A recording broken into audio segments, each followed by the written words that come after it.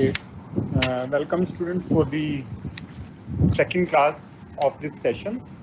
So today we'll be discussing some theory, and we also move on to some numerical questions. First, we'll be discussing the Indian securities market, who are the players in the Indian security market, and who are the intermediaries or middlemen, who are the investors in the securities, and so on. So basically speaking, there are three parties in the securities market. One is the issuer of the security. Issuer of the security means the company or the government which has issued the security. For example, Reliance Industries Limited, they have issued their shares. So they will be known as the issuers of the securities. Okay. So then we have the investors in the securities. Investors are the persons like you and me, and also various financial institutions who invest in the market. So that is the second group of persons who are there in the market. Then the third group of persons are known as the intermediaries. Intermediaries means those middlemen who help the investors to meet with the companies. Okay, so company need funds, investors want to invest the funds. So intermediaries, they act as middlemen, and they help both the groups, investor and also the company. So they will help the company to raise the funds, like the brokerage house and the other groups, or you can say underwriters. So if you have not heard the word, underwriters means the persons who guarantee the company. They give the guarantee to the company that in case the investors will not come forward, they will buy those shares. So they are known as underwriters. So underwriters provide confidence to the company. Company को confidence रहता है कि अगर हमारे share नहीं बिकेंगे तो underwriter bye कर लेंगे. जैसे कि कभी कभी आईसीआईसीआई बैंक का ये भी अंडरराइटर होता है. तो इसी तरह से बहुत सारे अंडरराइटर होते हैं. बड़ी बड़ी कंपनीज होती हैं, वो कंपनी को गारंटी करती हैं कि अगर आपके शेयर नहीं बिकेंगे तो हम बाय कर लेंगे. तो इससे कंपनी की सिक्योरिटी बढ़ जाती है, वो नए शेयर आसानी से मार्केट में ले आती है. तो इसी तरह से ये इन्वेस्टर्स को भी एक किस्म का इंश्योरेंस होती है कि अगर अंडरराइटर किसी कंपनी के शेयर बाय करने के लिए तैयार हैं तो इसका मतलब वो कंपनी अच्छी है. ठीक है. तो अंडरराइटर का काम क्या होता है, वो दोनों को एक किस्म की अश्योरेंस देते हैं, इन्वेस्टर को भी और कंपनी को. कंपनी को क्या अश्योरेंस है कि अगर जनरल पब्लिक बाय नहीं करेगी तो वो बाय कर लेंगे अंडरराइटर्स.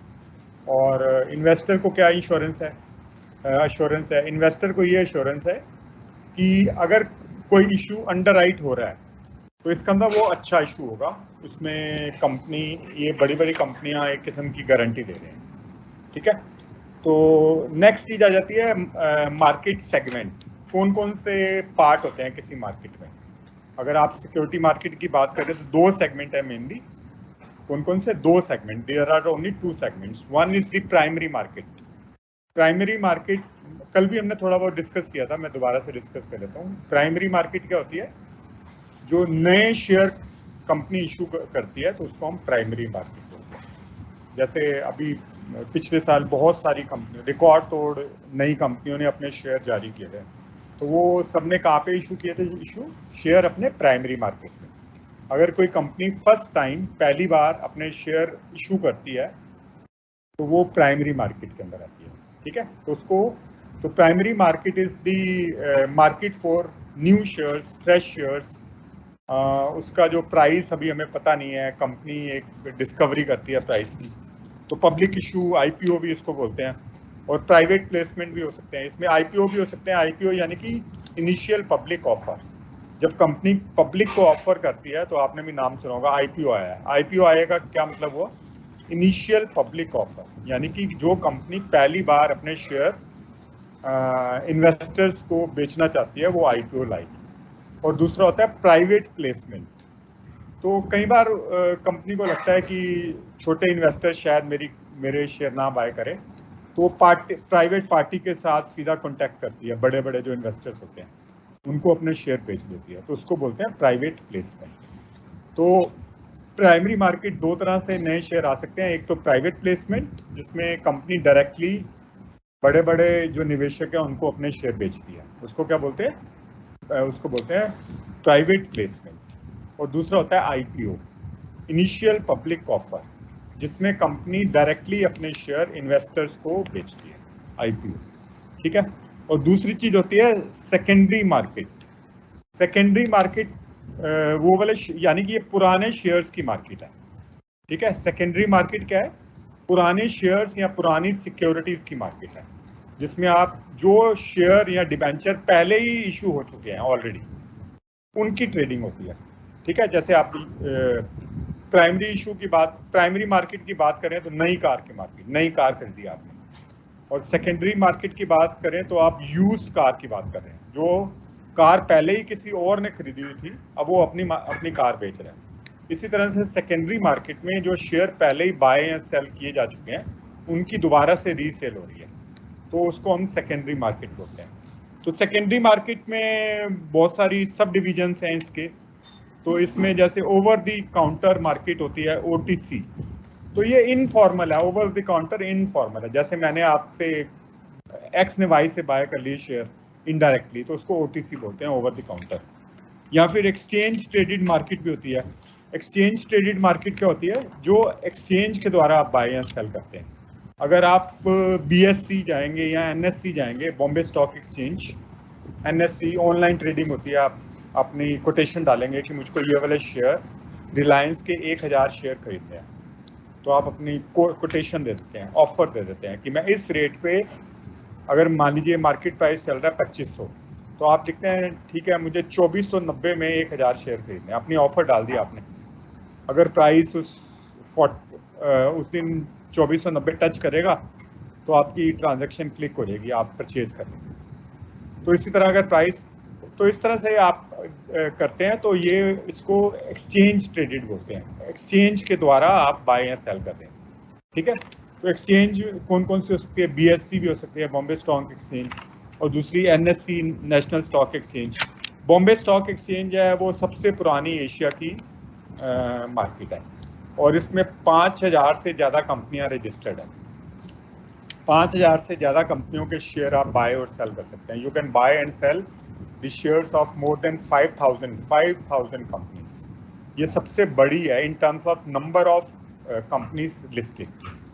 और कोई मार्केट वर्ल्ड में इतनी बड़ी नहीं है जो कि 5000 से ज़्यादा कंपनियों के शेयर जहाँ पे आप बाय एंड सेल कर सकते हैं। तो Bombay stock exchange is one of them. It is the oldest in Asia. Asia में सबसे पुरानी है। जैसे दूसरी जापान की निक्केई है, या चाइना की है, या दूसरी बड़ी जो इकॉनमीज है उनकी भी है, लेकिन उन सब में सबसे पुरानी हमारी बीएससी है, बॉम्बे स्टॉक एक्सचेंज। और इस पे 5000 से ज़्यादा कंपनियों के शेयर्स ट्रेड होते हैं। और अगर हम बात करें 1915 की, 2015 की, तो 1.5 ट्रिलियन डॉलर से ज़्यादा यहाँ पे शेयर की ट्रेडिंग हुई है। तो काफ़ी बड़ी स्टॉक एक्सचेंज है। फिर दूसरी आ जाती है एनएससी, नेशनल स्टॉक एक्सचेंज। ये भी काफ़ी फेमस है, लेकिन ये अभी एक किस्म की मॉडर्न एक्सचेंज है। ये 1992 में ही इसका एस्टेब्लिशमेंट हुआ था, 1992 में। तो अगर इसका पर्पस क्या था, कि पर्पस यही था कि कंप्यूटराइजेशन करनी है और ज़्यादा इलेक्ट्रॉनिक ट्रेडिंग करनी है, इलेक्ट्रॉनिक ट्रेडिंग करनी है, कंप्यूटराइज ट्रेडिंग करनी है। उसके लिए ये नेशनल स्टॉक एक्सचेंज की स्थापना की गई। एक और एक्सचेंज है SME, small and medium exchange, small and medium enterprises की exchange, SME. S means small, M means medium, और एक्सचेंज, इनके लिए जो एक्सचेंज है, जो मॉडरेट साइज की कंपनी होती हैं, जो ना बहुत ज़्यादा बड़ी हैं ना छोटी हैं, उनको मीडियम कंपनी बोलते हैं। और जो बहुत छोटी कंपनी होती है उनको स्मॉल कंपनीज बोलते हैं।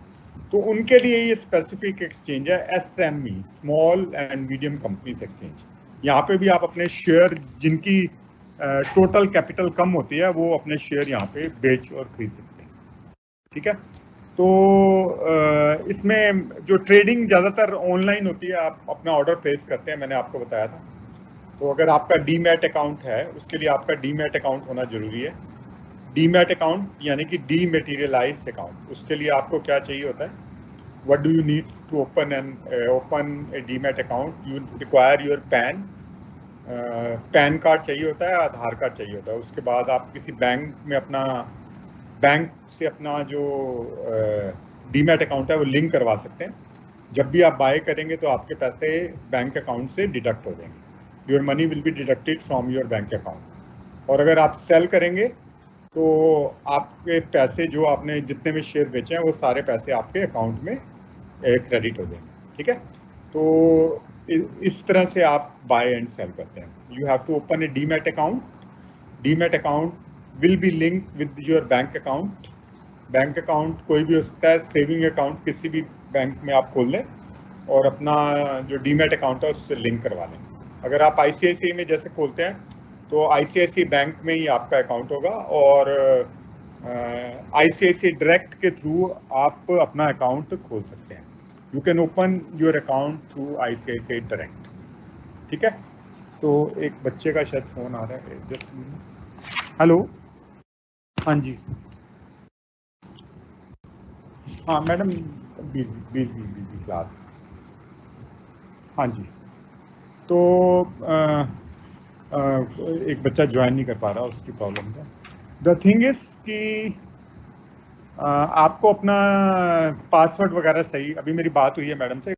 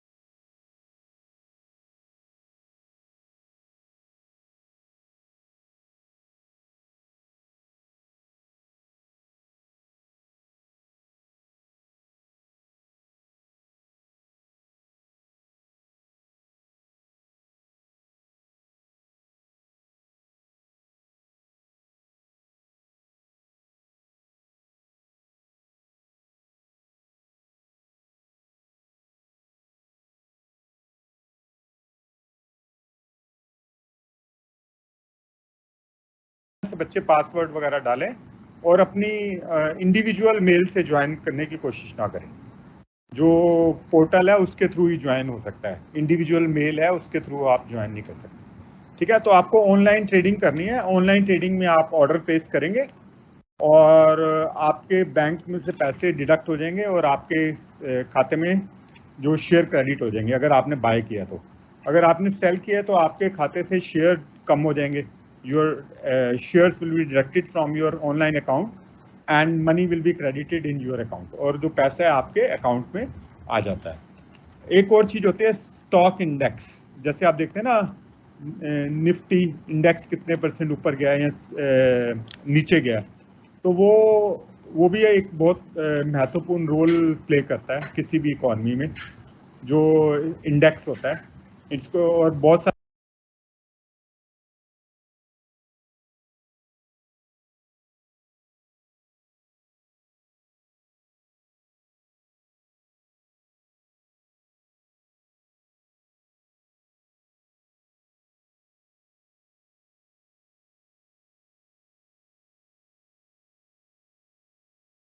सारे कंबाइन करें तो स्टॉक इंडेक्सेस बोलते हैं उसको।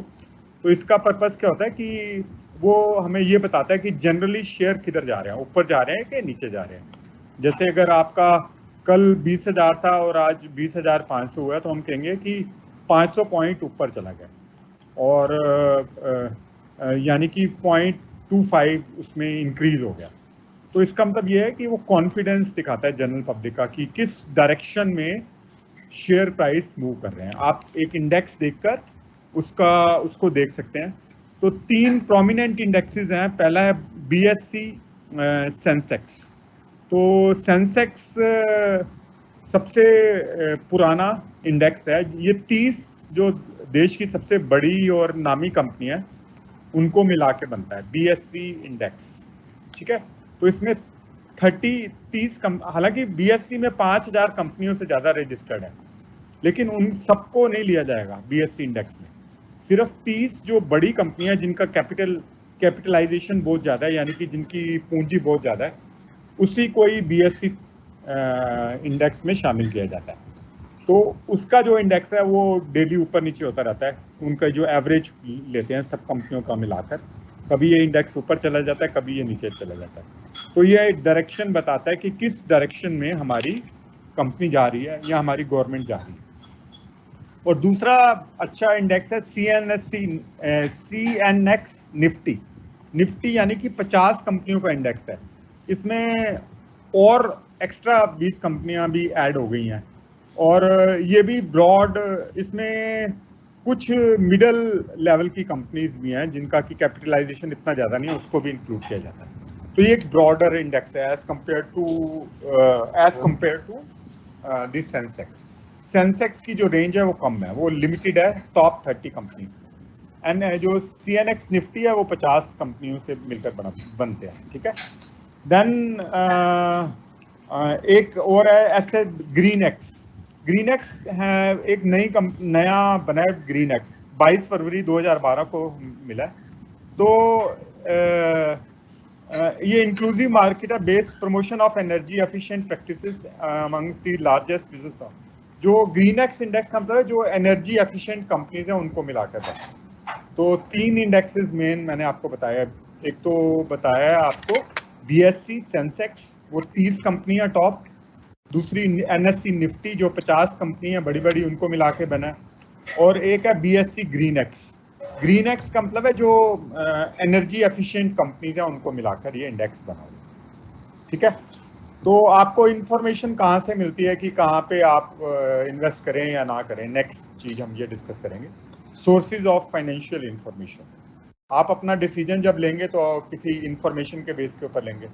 इंफॉर्मेशन आपको कहाँ से मिलती है? इंडस्ट्री की इंफॉर्मेशन मिल सकती है, कंपनी लेवल की इंफॉर्मेशन मिल सकती है। इंडस्ट्री की आप एनुअल रिपोर्ट्स देख सकते हैं, और आप स्टॉक एक्सचेंज की इंफॉर्मेशन दे सकते हैं। न्यूज़ वेबसाइट हैं जैसे moneycontrol.com, yahoofinance.com, economicstimes.com, ब्लूमबर्ग, इस तरह के जो इंस्टीट्यूशंस हैं। आरबीआई भी समय समय पर अपनी रिपोर्ट जारी करता रहता है, वो रिपोर्ट आप पढ़ें और उससे आपको इंफॉर्मेशन मिल जाती है।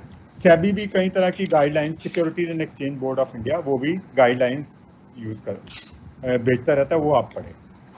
नेक्स्ट आपका आ जाता है फंक्शंस ऑफ सेबी। सेबी का क्या काम है, मैं मोटा मोटा डिस्कस करेंगे क्योंकि हमारे पास टाइम इतना नहीं है कि हम डिस्कस करें, because we want to focus on the numerical aspects, ठीक है।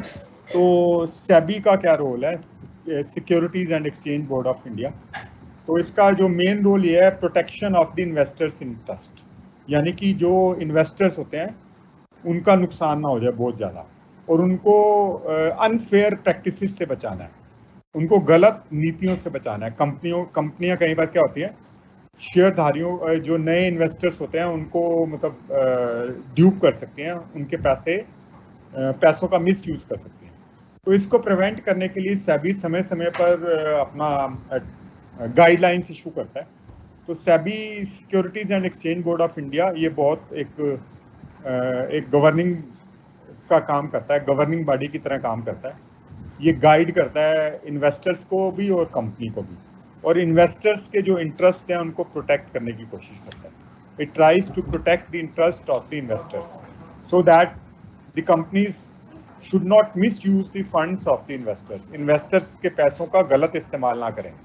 और जैसे अगर कोई आईपीओ लाना चाहती है कंपनी, तो बहुत सारी चीज़ें पहले उसकी चेक की जाती हैं, और फिर आईपीओ लाया जाता है कि फिर ये देखा जाता है कि हाँ कंपनी ने सही किया है या नहीं सही किया। उसके बाद आईपीओ को अलाउ करती है। आईपीओ को कब अलाउ करती है? सेबी जब ये देखते हैं कि सब मानक किसके सही हैं, all the standards it is following, and once it is satisfied it will allow the IPO. The purpose of the IPO is to encourage both the companies to raise the funds, क्योंकि अगर कंपनियां funds raise नहीं करेंगी तो investment नहीं होगी economy में।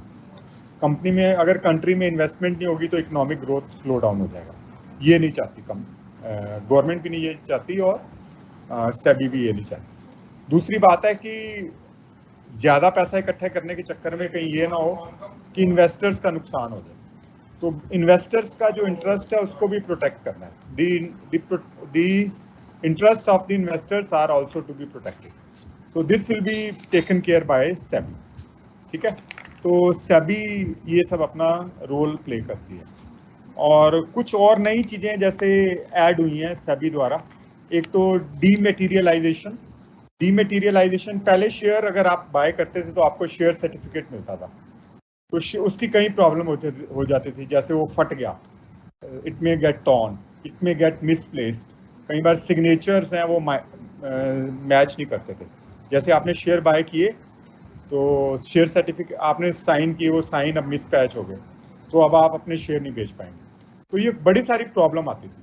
आजकल तो क्या है, क्लिक ऑफ द बटन से आप, अगर आपको अपना ट्रेडिंग अकाउंट पता है, अकाउंट नंबर पता है, और उसके बाद आपको लॉगिन एक आईडी मिल जाती है और एक पासवर्ड मिल जाता है, आप क्लिक करें फटाफट, कभी भी जितने मर्जी शेयर बाय कर सकते हैं, जितने मर्जी शेयर सेल कर सकते हैं। तो इसको क्या बोलते हैं, डीमेटीरियलाइजेशन। मटेरियल क्या था, कागज, वो खत्म करना। डी का मतलब है खत्म करना, मटेरियल मतलब जो मटेरियल की जगह पे हम यूज करते हैं कागज, तो कागज का काम खत्म करना, इसको हम बोलते हैं dematerialisation. Okay, so it is paperless. बिना पेपर के हम बाय भी कर सकते हैं शेयर, सेल भी कर सकते हैं। Everything is in the form electronic form. Electronic form में आपके खाते में शेयर आ गए, शेयर चले गए। जब आपने बाय किए तो ऐड हो गए, जब आपने सेल किए तो लेस हो गए। तो इसमें फ्रॉड वगैरह का चांसेस भी बहुत कम है, और आपको ये भी डर नहीं है कि मेरा शेयर सर्टिफिकेट खो जाएगा, मेरा शेयर सर्टिफिकेट गुम जाएगा, ये सब चीजें भी खत्म होगी। तो इसको बोलते हैं डीमेटीरियलाइजेशन। एक और चीज होती है डेरिवेटिव, जो कि एक रिसेंट कॉन्सेप्ट है, फ्यूचर में बाय करना या फ्यूचर में सेल करना, ऑप्शन में बाय करना या ऑप्शन में सेल करना, इसको हम बोलते हैं डेरिवेटिव। तो derivatives are also playing an important role, और ये भी एक किस्म की नई कॉन्सेप्ट है। हाँ जी, तो और क्या चीजें इसमें बाकी आप थियरी आप पढ़ लीजिएगा, क्योंकि we can not discuss much. हाँ, तो हाँ, डिपॉजिटरी सिस्टम में आप, डिपॉजिटरी एक किस्म का मिडल मैन है जो आपके शेयर रखता है आपके बिहाफ पे। तो इसके कई एडवांटेजेस हैं डिपॉजिटरी सिस्टम के। आपके शेयर आपके पास नहीं रहते, बल्कि एक और पार्टी होती है डिपॉजिटरी, उसी के नाम रहते हैं। जब आप बाय करेंगे या सेल करेंगे तो डिपॉजिटरी आपके शेयर हिफाजत में रखती है, तो इससे बैड डिलीवरी की प्रॉब्लम दूर हो जाती है, सिग्नेचर मिसमैच की प्रॉब्लम नहीं होती, टाइम कंज्यूमिंग प्रोसेस अवॉइड हो जाता है। आप एक क्लिक ऑफ माउस से बाय कर सकते हैं, सेल कर सकते हैं, फेक सर्टिफिकेट खत्म, और कई जो मिडल मैन है उनकी फीस खत्म हो गई आपकी। तो बहुत सारे बेनिफिट होते हैं डिपॉजिटरी सिस्टम। ठीक है, एक और चीज होती है बुक बिल्डिंग, वो भी हम कर लेते हैं। बुक बिल्डिंग क्या होती है, जब आप नई कंपनी अपने शेयर इशू करती है तो एक प्राइस बैंड बता देती है कि जैसे 100 से लेके 110 में शेयर करे, अपने सेल करेगी आईपीओ में, तो कितने में सेल करेगी, ultimately it will be decided by the book building. यानी कि 100 में कितनी ऑफर आई, 110 में कितनी आई, उनकी एवरेज निकाल के, अगर 110 पे ही सारी आ गई तो 110 पे शेयर इशू हो जाएगा, अगर कम पे आई है तो उन दोनों की एवरेज लेके या उसके बीच में जो प्राइस है वो फिक्स होगा। इस सारी प्रक्रिया को बोलते हैं बुक बिल्डिंग। तो ये एक बहुत लीगल प्रोसेस है, वो आप डिस्कस कर लेते हैं। ठीक है, तो एक और चीज होती है इनसाइडर ट्रेडिंग को रोकना। इनसाइडर ट्रेडिंग क्या होती है, जो कंपनी के लोग होते हैं, जैसे director, managing director, whole time director और दूसरे मैनेजरियल पर्सन्स होते हैं, उनको कंपनी के बारे में जानकारी होती है अंदर वाली। यानी कि अगर कंपनी को, उनको पता है कि अगले महीने बहुत बड़ा फायदा होने वाला है, ठीक है, तो ये जानकारी क्या है, इनसाइडर इंफॉर्मेशन है। तो उसका वो मिस यूज कर सकते हैं। क्या करेंगे, अगर उनको पता है कि फायदा होने वाला है, वो मार्केट से अभी तुरंत ही बाय कर लेंगे शेयर। उनको पता है अगले महीने ये शेयर 25% बढ़ने वाला है, क्योंकि कंपनी की परफॉर्मेंस अच्छी होने वाली है। तो इसको बोलते हैं इनसाइडर ट्रेडिंग। या अगर उनको पता है कि अगले महीने कंपनी को बहुत बड़ा घाटा होने वाला है, तो अगर उनके पास शेयर होंगे तो वो बेचना शुरू कर देंगे अभी से। तो इस प्रक्रिया को बोलते हैं insider trading. You have inside information which is not available to others. and you are trying to misuse that information. So SEBI tries to prevent this insider trading. तो अगर कोई इनसाइडर ट्रेडिंग का दोषी पाया जाता है तो उसको सजा भी हो जाती है, उसको जुर्माना भी लगता है, ठीक है. So it is against law. You can not misuse the information available to you which is not available to others, and you are trying to manipulate the prices of the share. Share के prices को ऊपर नीचे करना चाहते हैं because आपको inside information, ये information आपको मिसयूज नहीं करनी, ठीक है. तो इसको बोलते हैं इनसाइडर ट्रेडिंग. इनसाइडर ट्रेडिंग के ऊपर शॉर्ट नोट 4-5 नंबर का आ सकता है. तो इनसाइडर ट्रेडिंग क्या है? Information inside of the company which is available only to a few persons like the management. Manager को पता है, मैनेजिंग डायरेक्टर को पता है, या फिर आप सोच सकते हैं होल टाइम डायरेक्टर को पता है. तो जो लोग मैनेजरियल पोजीशन पे बैठे हुए हैं, बोर्ड ऑफ डायरेक्टर्स, उनको ये इंफॉर्मेशन है, बाकी लोगों को ये इंफॉर्मेशन नहीं है. उस इंफॉर्मेशन के बेस के ऊपर आप बाय कर रहे हैं शेयर या सेल कर रहे हैं. It is not allowed under the companies act. SEBI guidelines के अनुसार ये अलाउड नहीं है. और अगर कोई ऐसा करता हुआ पाया गया या वो प्रूव हो गया कि उसने ऐसा किया है, तो उसके अगेंस्ट पेनल्टी भी लग सकती है. There can be penalty against that person, and also there is a provision for you can say imprisonment also. So one must be very careful and one should not take advantage of the insider trading. ठीक है. तो ये second topic था जो हमने discuss किया है. Just we have a brief overview of the things. Detail में तो हम इतना नहीं डिस्कस कर पाएंगे क्योंकि because we have limited time period here. So I will come to the next topic, that is risk and return. This topic is very important from the numerical viewpoint. One or two numerical questions are asked. So those who are in my WhatsApp group, I have sent some questions also there in the group. Also I have sent some videos how to solve, because मेरे कुछ constraints हैं, तो मैं यहाँ पे वो जैसे practical आपके सामने शेयर नहीं कर पाता, तो फिर मैं क्या करता हूँ, मैं वीडियो बना के आपको भेज देता हूँ.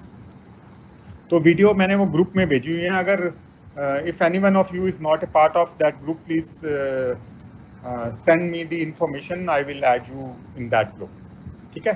तो जब क्लास के बाद अपना मोबाइल नंबर वो जो उसमें टाइप कर देना कि आप ग्रुप के पार्ट नहीं है, तो I will add your name in that group. उसमें from time to time I will be sending some videos and also the solved problems. तो आज हम करने जा रहे हैं पहला रिटर्न. रिटर्न क्या होती है? तो जब कोई भी आप इन्वेस्टमेंट करते हैं उसका बेसिक एम क्या होता है, ठीक है. जब आप इन्वेस्टमेंट करते हैं तो इन्वेस्टमेंट इस होप में करते हैं कि आपको उसके ऊपर रिटर्न मिलेगा. तो रिटर्न दो तरह से आपको मिल सकती है. You can get return in two ways. One is the income which you are getting from that asset. जैसे अगर आपने एक शेयर खरीदा है तो आपको इनकम क्या होगी? डिविडेंड, ठीक है. अगर शेयर खरीदा तो इनकम क्या होगी? डिविडेंड मिलेगा. और दूसरी इनकम क्या होगी? उस शेयर का प्राइस बढ़ जाएगा, ठीक है. तो इनकम आप टोटल इनकम आप कैसे कैलकुलेट करेंगे फ्रॉम दैट शेयर? अगर आपने 100 रुपये का शेयर खरीदा, कितने का? 100, और एक महीने तक उस शेयर को रखा अपने पास. You have held that share with you for 1 month, ठीक है. 100 रुपये का शेयर एक महीने तक रखा और उसके बाद उसका प्राइस बढ़ के हो गया 110, ठीक है. कितना हो गया? 110. तो और उसके बीच में आपको 5 रुपये का डिविडेंड भी मिला. कंपनी ने 15 दिन के बाद आपको 5 रुपये का डिविडेंड भी दे दिया. अब आपकी रिटर्न कितनी है? The question is what is your return. तो रिटर्न के दो पार्ट हैं. एक तो आपने डिविडेंड मिला 5, और दूसरा है increase in the value of the share. तो वैल्यू ऑफ द शेयर कहाँ से इंक्रीज हुई? 100 से बढ़कर 110 हो गई. तो 10 रुपये तो आपको वहां से मिले और 5 रुपये आपको डिविडेंड मिला. टोटल इनकम कितनी मिल गई? 15. 5 तो डिविडेंड मिला और 10 आपकी शेयर की वैल्यू है वो बढ़ गई. 5 + 10 टोटल इनकम इज 15. तो आपकी रिटर्न कितनी हुई? आपने निवेश कितना किया था? 100. 100 रुपए के ऊपर आपको कितना इनकम मिली? 15। तो आपका रिटर्न हो गया 15/100 इंटू 100 यानी कि 15%। Your return is equal to 15%। तो इस रिटर्न को हम क्या बोलते हैं? Holding period return. This is known as HPR, holding period return.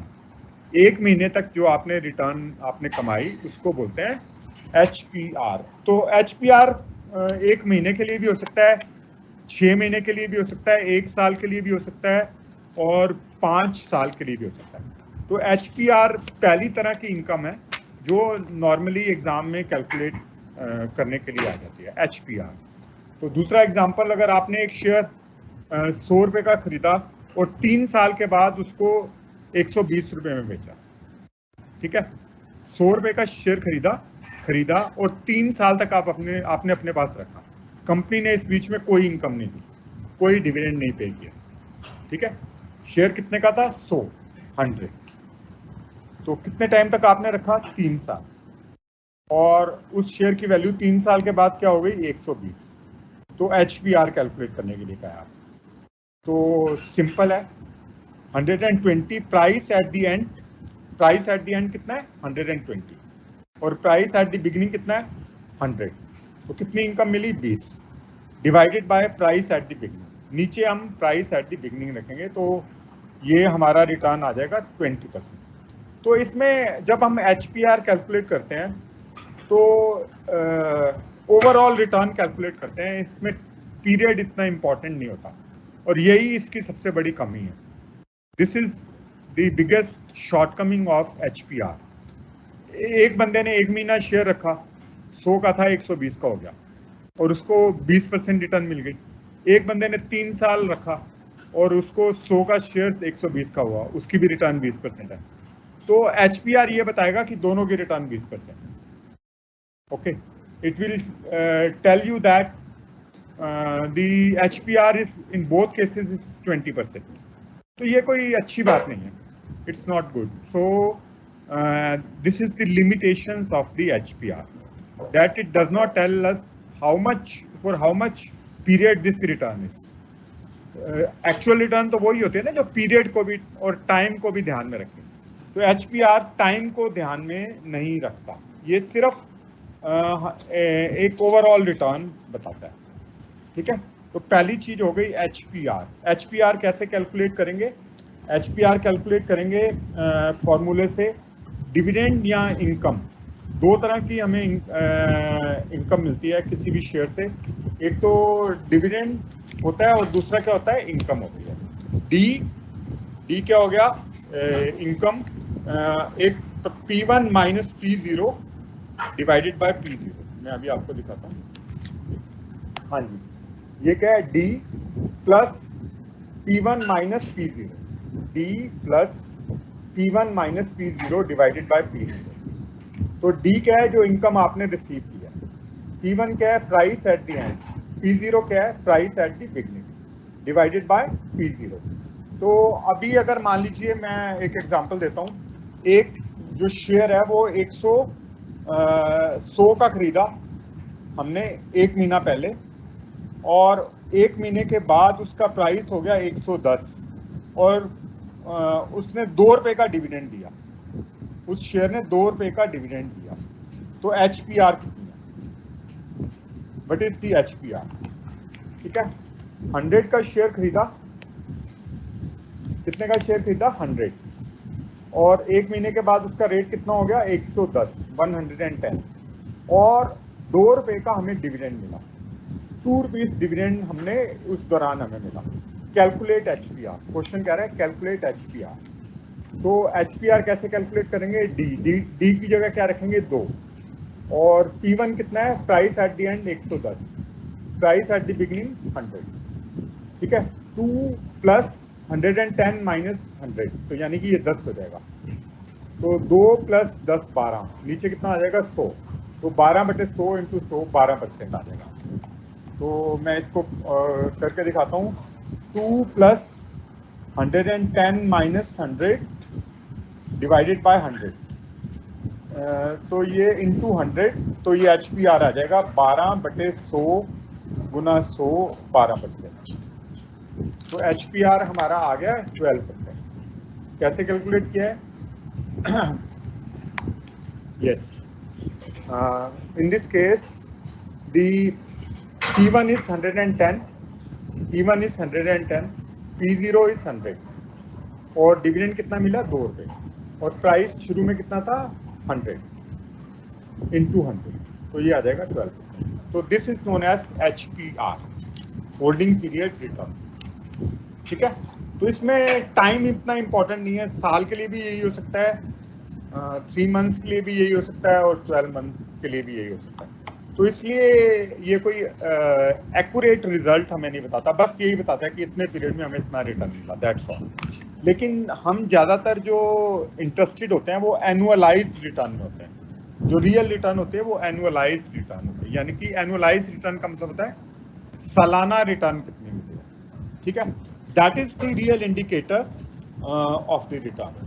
ठीक है, तो इसमें सबसे पहले हम दो तरीके से एनुअलाइज रिटर्न कैलकुलेट कर सकते हैं।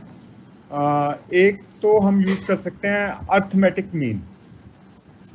अर्थमेटिक मीन यानी कि सिंपल एवरेज होती है बस। अगर पहले साल 6% रिटर्न मिला, दूसरे साल 8, तीसरे साल 7, पहले साल कितना मिला 6, दूसरे साल कितना मिला 8 और तीसरे साल कितना मिला 7, तो टोटल कर दिया तीनों को 6 + 8 + 7 21 हो गया। कितने साल के लिए मिला 3, एक में 6, एक में 2, 8 और एक में 7, कितने साल लगे 3, तो 21 डिवाइडेड बाय 3 यानी कि 7% की एवरेज रिटर्न मिली। ठीक है, तो मैं अभी यहाँ पे लिख के बताता हूँ, इसको बोलते हैं अर्थमेटिक मीन।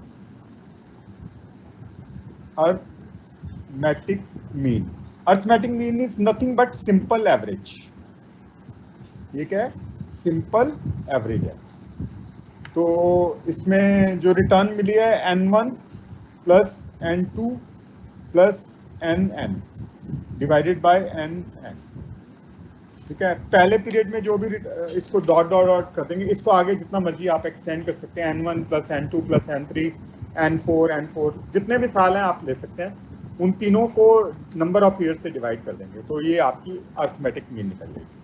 तो जैसे कि मैंने बताया 7 पहले साल, दूसरे साल 8, तीसरे साल 6, कितने साल लगे 3, तो यानी कि 21 डिवाइडेड बाय 3 तो 7% की रिटर्न है।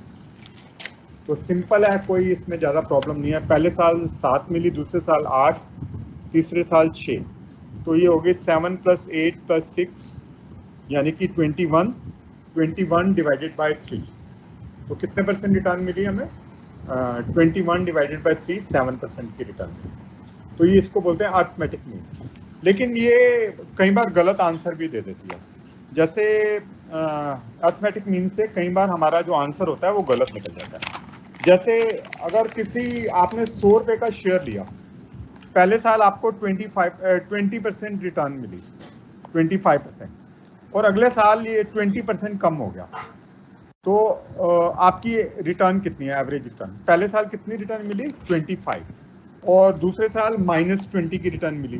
तो इस क्वेश्चन के हिसाब से आपको एवरेज रिटर्न कितनी होगी, मैं अभी आपको करके दिखाता हूँ और फिर मैं आपको करके दिखाऊंगा कि ये गलत कैसे है। तो पहले साल हमको रिटर्न मिली 25 की प्लस, और ये पहले साल की है, फर्स्ट ईयर की, और दूसरे साल सेकेंड ईयर में हमें -20 की रिटर्न मिली, यानी कि 20 का नुकसान हुआ। पहले साल कितनी रिटर्न मिली? 25, सेकेंड ईयर नुकसान हो गया 20% का। अब हमें एवरेज रिटर्न निकालनी है। अगर हम एवरेज रिटर्न निकालेंगे तो कैसे निकलेगा? 25 - 20 डिवाइडेड बाय 2 यानी कि 5/2 2.5% की रिटर्न। ठीक है, 5/2 2.5% की रिटर्न में पड़ेगी AR, average return, mean return. But this is not the correct answer. अगर हम इसका करेक्ट आंसर देखें तो ये करेक्ट आंसर नहीं है। कैसे? मान लीजिए आपने 100 रुपये का शेयर खरीदा, कितने का? 100 का, तो पहले साल ये बढ़कर हो गया 125, तो आपकी जो रिटर्न है वो 25% है। ठीक है, आपकी रिटर्न कितनी है? 25% है। पहले साल 100 का शेयर खरीदा था, वो 25% रिटर्न मिल गई, 125 का हो गया, तो आपको कितने परसेंट रिटर्न मिली? 25%। अब दूसरे साल ये 20% कम हुआ तो कितने का हो जाएगा? 125 का 20% कितना होता है? 25। तो ये शेयर बढ़कर घटकर कहाँ से आ जाएगा? 125 से घटकर ये अब 100% पे आ गया, 100 रुपये पे आ गया, यानी कि -20% की रिटर्न, -20% की रिटर्न। पहले साल ये 100 से बढ़कर हुआ 125, तो कितने परसेंट रिटर्न मिली? 25। दूसरे साल 125 से कम होकर कितने मेरे आ गया? 100। तो रिटर्न क्या है? -20%। तो अगर आप एवरेज निकालेंगे तो आप कहोगे कि ये 5 डिवाइडेड बाय 2 2.5% की रिटर्न है, लेकिन एक्चुअली में 100 रुपये का शेयर है, आप 100 रुपये पे वापस आ गए, तो आपकी रिटर्न क्या हो गई? 0%। तो अर्थमेटिक मीन कई बार सही या परफेक्ट आंसर नहीं देता, तो इसलिए हमें एक बेटर तरीका ढूंढना है जिससे हमें एग्जैक्ट रिटर्न पता लगे। तो एग्जैक्ट रिटर्न या रिटर्न पता करने के लिए हमारे पास एक दूसरा तरीका है, उसको बोलते हैं ज्योमेट्रिक मीन। ज्योमेट्रिक मीन देखने में थोड़ा मुश्किल लगता है, लेकिन इतना मुश्किल नहीं है अगर आप फॉलो करेंगे। तो इसको बोलते हैं ज्योमेट्रिक मीन। ज्योमेट्रिक मीन है that will give you the perfect answer. इसमें हमें कंपाउंडिंग की एडवांटेज भी मिल जाती है ज्योमेट्रिक मीन में। तो ज्योमेट्रिक मीन का जो फॉर्मूला है वो क्या है, मैं आपको अभी लिख के बताता हूँ। Geometric mean is equal to under the root bracket में 1 + R1 plus 1 + R2 plus ... 1 + Rn raise to the power 1 divided by n। ये फॉर्मूला आप अच्छी तरह से ध्यान से देख लीजिए जो कि आप यूज करेंगे। Geometric mean is equal to 1 + R1 1 + R1 1 + R1 into 1 + R1 1 + R1 into 1 + R2 plus फिर उसके बाद ब्रैकेट में 1 + Rn। n यानी कि कितने भी साल हैं वो n हो गया। n क्या है? The number of years. और उसके बाद इसकी जो पावर होगी 1 डिवाइडेड बाय n। अगर 3 साल हैं तो 1 डिवाइडेड बाय 3, अगर 4 साल है तो 1 डिवाइडेड बाय 4, 5 साल है तो 1 डिवाइडेड बाय 5। तो इसमें हम लेंगे किस तरह से हम इसको कैलकुलेट करें। तो ये हमारे पास एक फंक्शन होता है x⁻⁴y। ये सारे कैलकुलेटर्स जितने भी आपके पास कैलकुलेटर्स हैं, फाइनेंशियल कैलकुलेटर आपको अलाउड हैं। एक और चीज़ है, इस बार सिलेबस में स्पेसिफिकली बताया गया students can use financial calculators. तो अगर आपने अभी फाइनेंशियल कैलकुलेटर नहीं लिया है तो आप इसको लेके रख लीजिए, एक मार्केट में मिल जाता है। तो ये बहुत ज़रूरी है आपके एग्ज़ाम्स के लिए। अगर आपको एग्ज़ाम में क्वेश्चन सॉल्व करने हैं और जल्दी जल्दी क्विकली सॉल्व करने हैं तो make use of this financial calculator. तो फाइनेंशियल कैलकुलेटर में एक फंक्शन होगा x⁻⁴y, वो हम यूज़ करेंगे, इससे एकदम ईजी हो जाएगा। जो भी प्रॉब्लम अभी ये मैं आपको बता रहा हूँ ना, ये x⁻⁴y वाला जो फंक्शन यूज़ करेंगे तो इमीडिएटली 2 मिनट में ये क्वेश्चन सॉल्व हो जाएगा। तो अभी इस क्वेश्चन में जैसे मैंने बताया था, पहले साल हमें रिटर्न मिली 25%, दूसरे साल हमें रिटर्न मिली -20%। अगर हम इसका ज्योमेट्रिक मीन निकालेंगे तो एक्चुअल में हमें 0% रिटर्न मिली है, क्योंकि 100 रुपये का शेयर था, 125 हो गया 25%, लेकिन 125 पे 20% निकालेंगे तो 25 कम हो गया 100। हमने 100 पे शुरू किया था, 100 पे वापस आ गए, लेकिन जो अर्थमेटिक मीन कुछ और आंसर बता रहा है, वो गलत बता रहा है। तो हम अगर ज्योमेट्रिक मीन देखेंगे तो वो सही आंसर बताएगा। कैसे बताएगा अभी मैं आपको बताता हूँ। तो इस केस में -1 है, तो इसमें आएगा 1 + 0.25 की जगह 0.25 लिखेंगे, और 20 की जगह -2 लिखेंगे, क्योंकि माइनस की रिटर्न है, -1। ठीक है, तो ये हमारा हो जाएगा 1 + 0.25 इंटू 1 - 0.2 -1। ये हमारी ज्योमेट्रिक मीन निकलेगा। तो ज्योमेट्रिक मीन निकलेगा 1.25 इंटू 0.80 -1। तो ये हो जाएगा 1 - 1, तो ये हो जाएगा 0, यानी कि 0% रिटर्न दे रहा है, और ये बिल्कुल एग्जैक्ट आंसर है। तो आप ध्यान से देखिए, तो पहले साल हमें रिटर्न मिली 0.25 की, इसका मतलब 1 + 0.25। दूसरे साल हमें रिटर्न मिली माइनस में, -0.8, माइनस में रिटर्न मिली 2, तो इसका मतलब ये रह गया 1 - 0.20, तो ये रह गया 0.8, और 1 + 0.25 हो गया 1.25। 1.25 × 0.8, दोनों को अगर आप मल्टीप्लाई करेंगे तो 1 आ जाएगा। 1 - 1 0, यानी कि 0% रिटर्न हमें मिल रही है। तो जो ज्योमेट्रिक मीन है वो हमें परफेक्ट आंसर अवेलेबल करवाता है। Geometric mean will give us the perfect answers. तो ये हमारा बेस हो गया, ज्योमेट्रिक मीन कैसे कैलकुलेट करते हैं और अर्थमेटिक कैसे करते हैं और HPR कैसे कैलकुलेट करते हैं, ये मैंने आपको बेसिस बता दिया। अब इसके बेस के ऊपर आप सारे जो क्वेश्चंस हैं एग्जाम में, अगर कोई क्वेश्चन रिटर्न के ऊपर आता है तो आप बिल्कुल 100% सारे क्वेश्चन अटेम्प्ट कर पाएंगे। You will be able to attempt all the questions 100% in the exam if you have followed these formulas correctly. ठीक है, तो ये फॉर्मूले आपको बहुत ध्यान से देखना है, ये ज़्यादा मुश्किल नहीं है। 1⁻n, अगर n 2 है तो ये हो जाएगा 1/2.5। तो हम कैलकुलेटर में से देखेंगे कैसे इसको कैलकुलेट करते हैं। मैं भी आपको दिखाऊंगा कैलकुलेटर से कैसे इसको कैलकुलेट करते हैं, मैं आपको अभी शो करूंगा। Just follow it properly. तो इसके बेस के ऊपर हम जो एक्चुअल क्वेश्चंस दिए हुए हैं एक्सरसाइज में वो अब हम करने जा रहे हैं। तो अगर आपके पास क्वेश्चंस नहीं है तो आप ग्रुप में, मैंने ये क्वेश्चंस भी भेजे हैं इसके और सॉल्यूशन भी भेजे हैं विद वीडियो के द्वारा। कैसे, अगर यहाँ पे अगर आप कुछ मिस करते हैं तो आप वीडियो भी देख सकते हैं। तो कुछ क्वेश्चंस अब हम करने जा रहे हैं अटेम्प्ट, 5-6 क्वेश्चन 7 क्वेश्चन हम अटेम्प्ट करेंगे। बिल्कुल ऐसे ही आपको ध्यान से क्वेश्चन करना है। तो सबसे पहले मैं जो क्वेश्चन करने जा रहा हूँ मैं आपको बताता हूँ। पेज नंबर है इसका, okay, you can see the page number. Okay, हाँ, this if you have this book with you, Vanita Tripathi, page number 129 पे ये क्वेश्चन मैंने ग्रुप में भेजा हुआ है।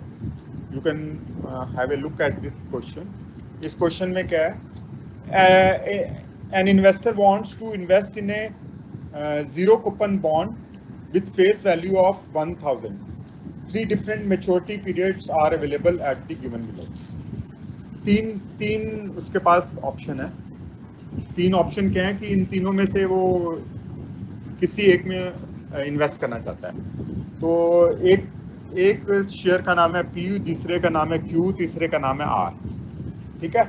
और पहली वाली जो इन्वेस्टमेंट है वो 6 महीने के लिए होगी, दूसरी वाली इन्वेस्टमेंट 1 साल के लिए होगी, अगर तीसरी वाली इन्वेस्टमेंट है वो 20 साल के लिए होगी, 20 ईयर्स के लिए, ठीक है।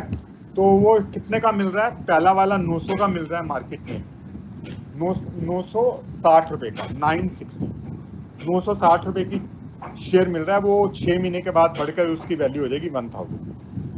दूसरा मिल रहा है 900 का, उसकी 1 साल के बाद बढ़ के वैल्यू हो जाएगी 1000 रुपये।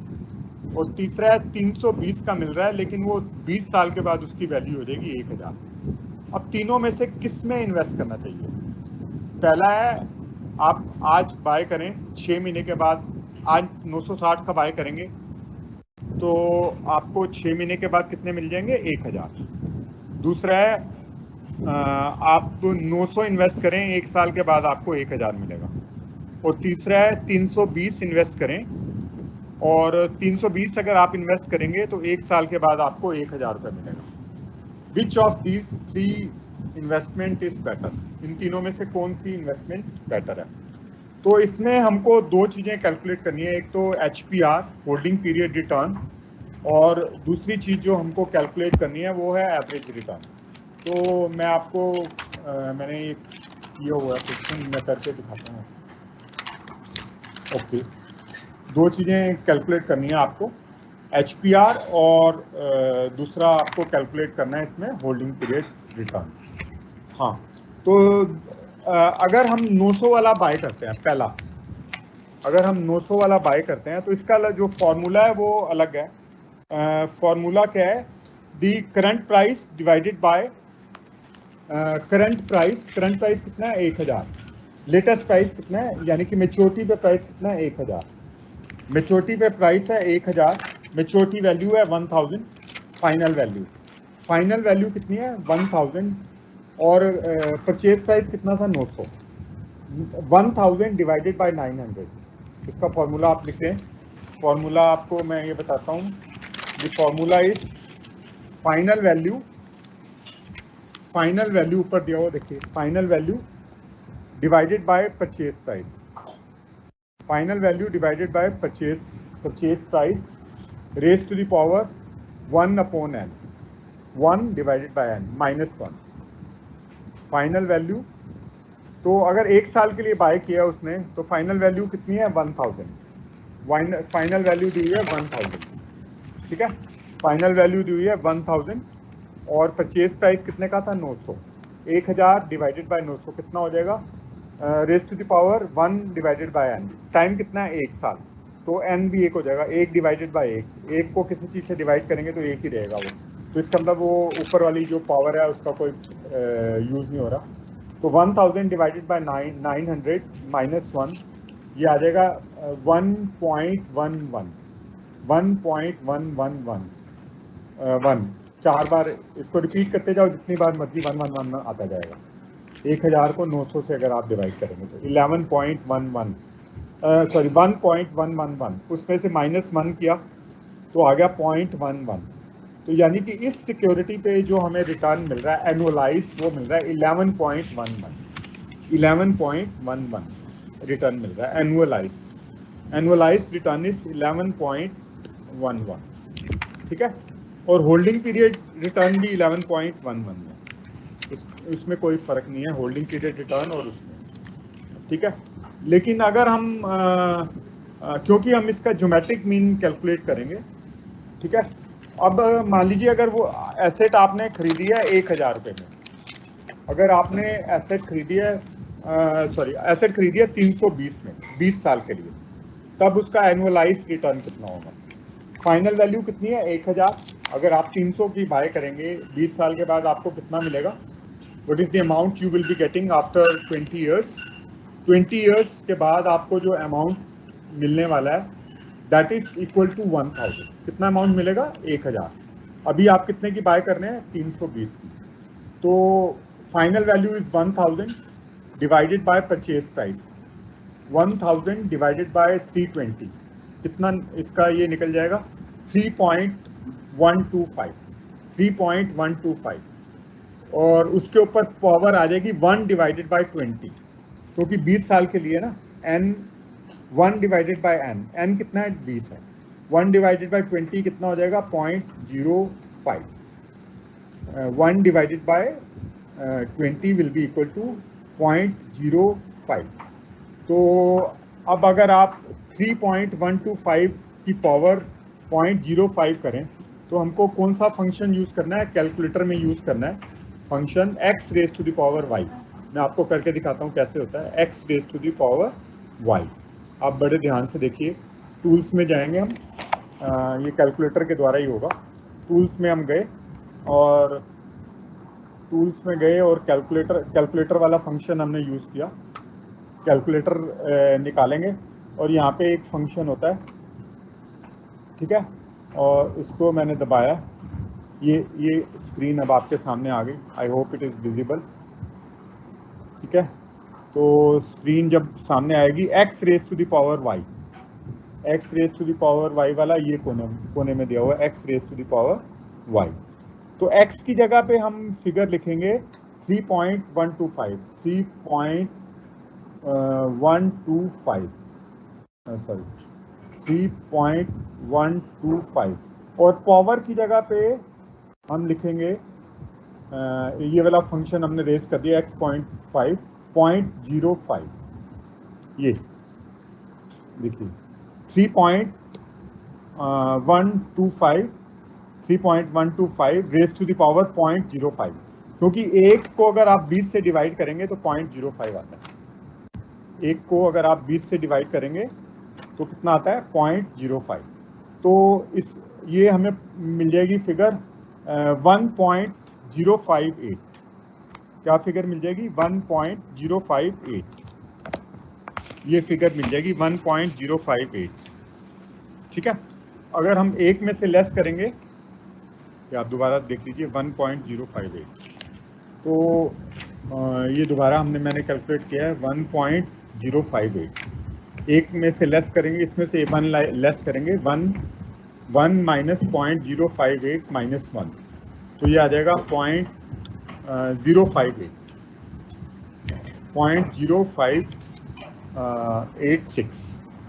0.0586, यानी कि 5.86 माइनस 1 करेंगे तो ये आ जाएगा 5.86।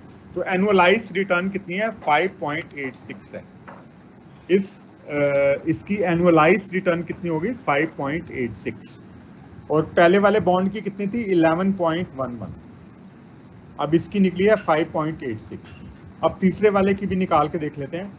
तीसरे वाले में हमने 960 में बाय किया और 1000 रुपये उसकी मेच्योरिटी वैल्यू हो गई। 1000 रुपये क्या है? Final price, 1000 rupees is final price. Purchase price क्या था? 960। अब जो पावर है वो 1 डिवाइडेड बाय n की जगह पे n हो गया, क्योंकि ये 1 साल के कम है। अगर देखिए मेच्योरिटी पीरियड अगर 1 साल से कम हो तो ये वाला फॉर्मूला है, 1 साल से ज्यादा होगा तो 1 बाय n, और 1 साल से कम होगा तो power raise to the power n। ये याद रखना है आपको, ठीक है। अगर 1 साल से कम होगा तो raise to the power n, क्योंकि वो मल्टीप्लाई हो रहा है, और अगर 1 साल से ज्यादा होगा तो 1 बाय n। ठीक है, इस केस में n है 2। क्यों कहां से आ गया? क्योंकि ये 6 महीने के लिए है। साल में कितनी बार कंपाउंडिंग होगी? 2 बार कंपाउंडिंग होगी, इसलिए n हो जाएगा 2 माइनस 1। तो फाइनल प्राइस था हमारा 1000, और हमने किस प्राइस पे बाय किया है? 960 में। तो 1000 डिवाइडेड बाय 960, ये आ जाएगा 1.041, 1.04166। ये कैसे आया? 1000 को आपने डिवाइड किया किससे? 900 से, तो ये आ गया 1.04166। क्योंकि ऊपर रेज टू द पावर 2 है, इंटू 1.0466 करेंगे, दोबारा इसको मल्टीप्लाई करेंगे, तो ये हमारा आ गया 1.0850, 1.0850 माइनस 1, तो ये आ जाएगा 0.850, 0.850 या 8.50, 8.5% रिटर्न आ गया। कितनी रिटर्न आ गई? रिटर्न आ गई 8.5। बुक में दिया हुआ है 8.49, वो इसको हमने राउंड ऑफ किया हुआ है, तो 8.5%। तो 8.5% की एनुअल रिटर्न दे रहा है। तो तीनों ऑप्शन में आप देखेंगे कि दी हाईएस्ट एनुअलाइज रिटर्न किसकी है? हाईएस्ट एनुअलाइज रिटर्न हमारी जो हमने 900 वाला बाय किया है उसमें हाईएस्ट एनुअलाइज रिटर्न है 11.11। तो हमें वो वाली ऑप्शन सबसे बढ़िया लग रही है, तो वो वाली ऑप्शन हमको बाय करनी है, वो वाली ऑप्शन हमें बाय करनी है। ठीक है, तो ये था क्वेश्चन नंबर 1। इसमें मैंने होल्डिंग पीरियड रिटर्न कैलकुलेट नहीं किया, वो बहुत इजी है, आप वो खुद भी कर सकते हैं। जैसे मैंने आपको बताया था फॉर्मूला, दैट इज P1। आप होल्डिंग पीरियड रिटर्न कैलकुलेट करेंगे, वो आपको जितनी रिटर्न मिली है और कितने परसेंटेज पे आपने, कितने पैसे आपने इन्वेस्ट किए, उसके बेस के ऊपर। ठीक है, जैसे अगर आपने 320 का बाय किया और 1000 रुपये में बेचा तो कितनी रिटर्न मिल गई? 680। 680 रिटर्न मिली कितनी इन्वेस्टमेंट पे? 320 पे। तो 680 डिवाइडेड बाय 320 यानी कि 200 कुछ परसेंट हो गई, 212%। वो आप कैलकुलेट कर सकते हैं। तो वो तो इजी वाला पार्ट था, वो खुद भी आप कर सकते हैं। ये डिफिकल्ट वाला पार्ट मैंने आपको बताया कि जो अर्थमेटिक मीन कैसे निकालते हैं, जो अर्थमेटिक मीन नहीं, ज्योमेट्रिक मीन।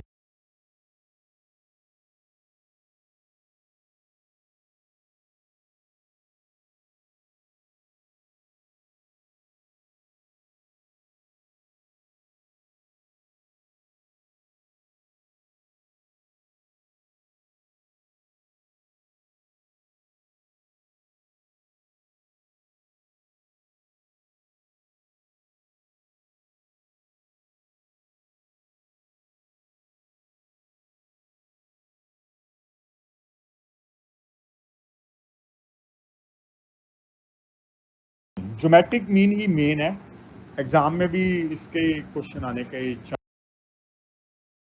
चांसेस ज़्यादा हैं। अब करते हैं क्वेश्चन नंबर 2। क्वेश्चन नंबर 2 ये भी मैंने ग्रुप में भेजा हुआ है question, all the questions are with you people in the group. आप इसमें, अगर आप ग्रुप में नहीं है तो ऐड हो जाएं ऑलरेडी, तो ग्रुप में ऐड हो जाएंगे तो आपको क्वेश्चन मिलते रहेंगे, उसके सोल्यूशन भी मैं आपको साथ में देता हूँ। क्वेश्चन नंबर 2 क्या कह रहा है? Mister Mehta wants to calculate average return of a share. Average return अपनी कैलकुलेट करना चाहता है। Currently available at a price of 260 on 31 December. 260 रुपये का जो शेयर है वो अभी 2013 में चल रहा है। 2013 में उसका प्राइस कितना है? 260। और जो शेयर प्राइस 7 में उसका अलग था, 8 में अलग था, 9 में अलग था, 10 में अलग था। हमको इसका अर्थमेटिक मीन निकालना है और ज्योमेट्रिक मीन निकालना है। ठीक है, तो ये सोल्यूशन मैं आपको बताता हूँ। क्वेश्चन नंबर 2 पेज नंबर आपका है 130। क्वेश्चन नंबर 2 पेज नंबर 130, आप यहाँ से देखिए। तो करंट प्राइस इसका है 260। करंट प्राइस यानी कि 2013 में इसका प्राइस कितना है?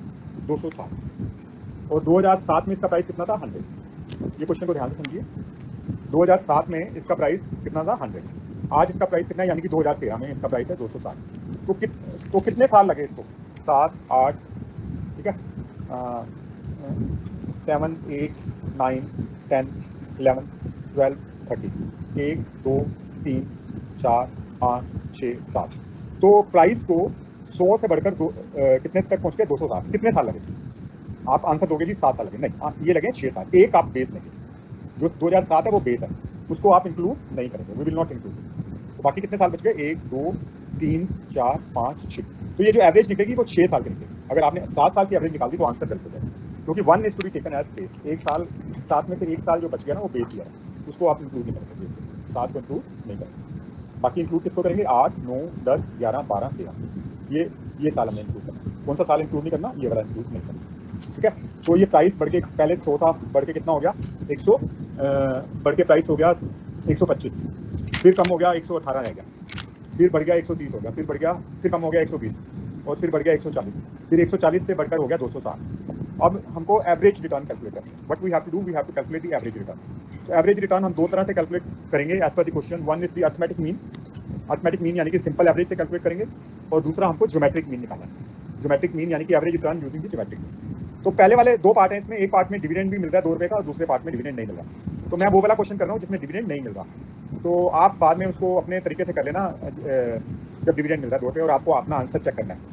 Then you will be able to know whether you have understood the concept और नॉट, ताकि आपको पता लगे कि आपने जो क्लास में पढ़ा है वो समझ में आया कि नहीं।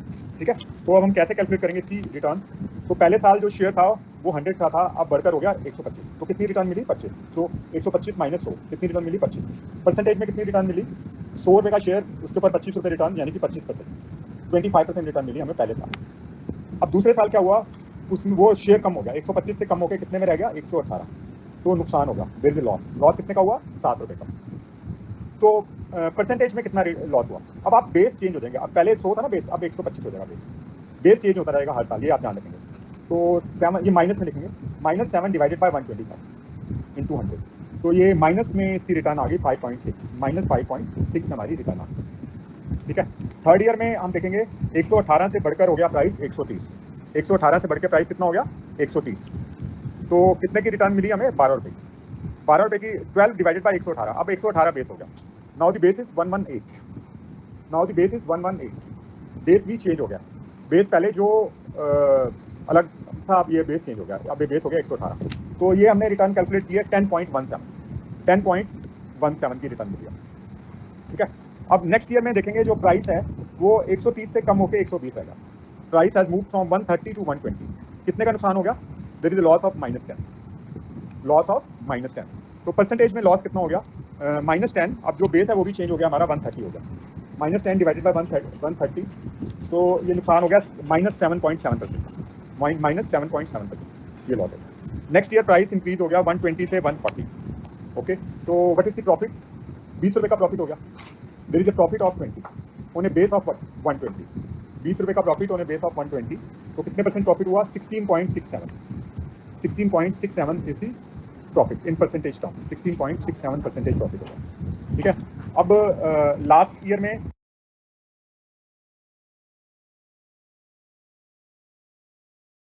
प्राइस बढ़ के हो गया 260। 140 से सीधा प्राइस होगा 260। कितना प्रॉफिट हो गया? 120। On a base of 140। तो कितने परसेंट प्रॉफिट हो गया? 85.71। 85.71। ये जो अब लास्ट वाली फिगर्स हैं ये इंपॉर्टेंट है, जो हमें प्रॉफिट कैलकुलेट किया है। तो इन सबका टोटल कर लेंगे। 2 माइनस की है, 4 प्लस की है। तो माइनस वाली 2 माइनस करनी है, 4 प्लस करनी है।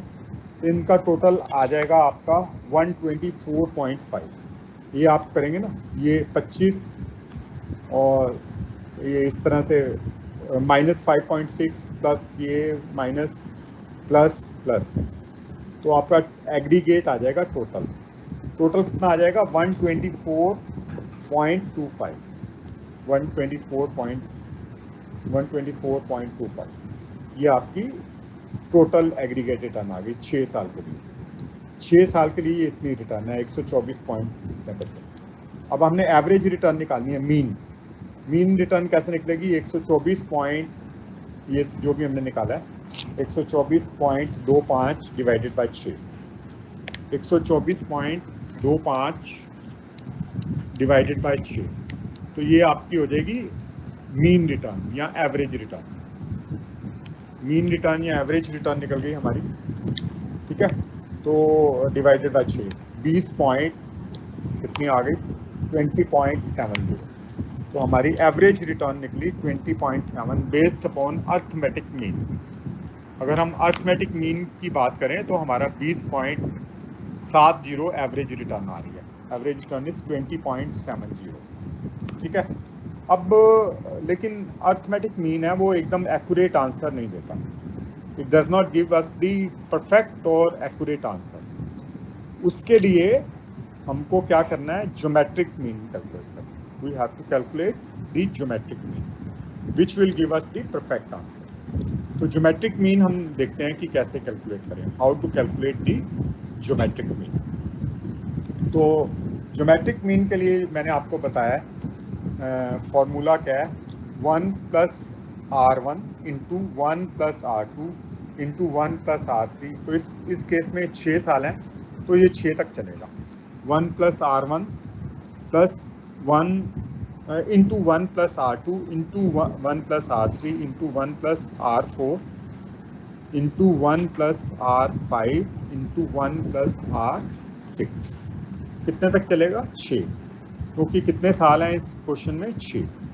7 नहीं है, एक बेस लेना है। 1 you have to take as base, ठीक है।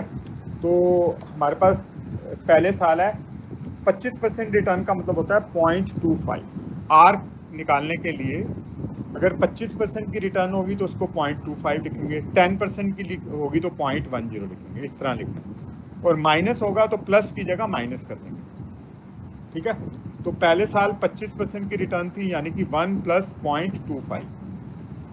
दूसरे साल जो रिटर्न है वो है 10 पॉइंट, दूसरे साल जो रिटर्न है माइनस में थी 0.56, 0.56, 1 माइनस 0.56।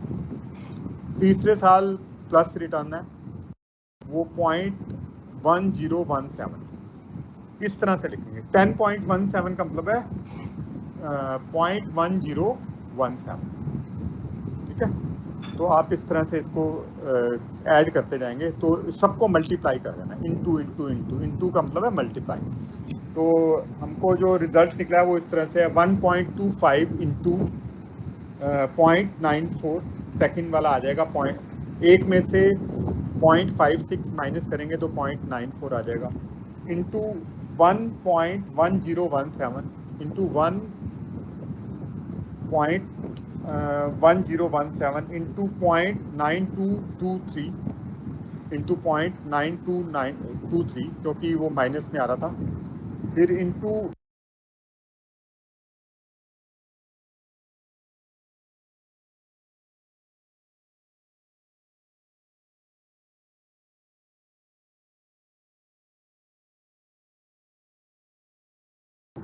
वन पॉइंट 1667, 1.1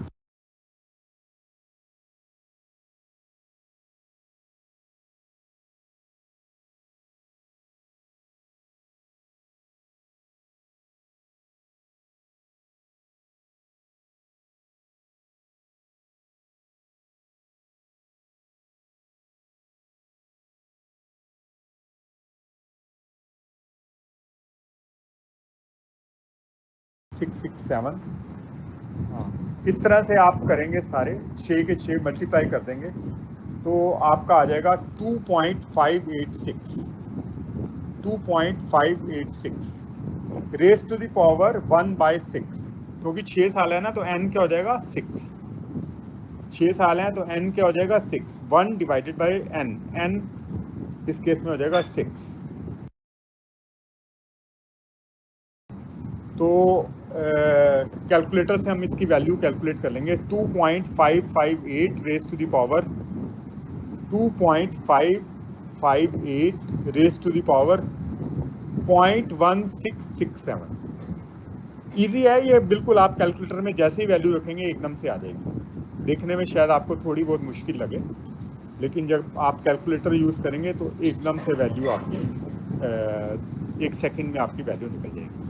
तो ये वैल्यू हमारी आई 1.1717, 1.1717। इसमें से एक लेस करेंगे -1, तो जो हमारा आंसर है वो आ जाएगा 0.1717, 0.1717।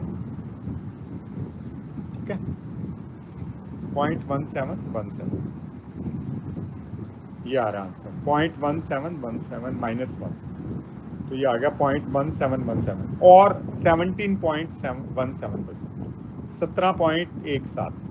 बुक में थोड़ा सा आंसर डिफरेंट है, लेकिन ये करेक्ट आंसर इसमें, क्योंकि अप्रॉक्सीमेशन हम कर रहे हैं। तो ये क्वेश्चन बहुत अच्छा है एग्जाम के लिए भी। अगर आपको कुछ डाउट्स होंगे तो आप कमेंट सेक्शन में लिख देना डाउट, तो इसमें आपको डाउट भी क्लियर हो जाएगा। ठीक है, आई hope it is visible properly.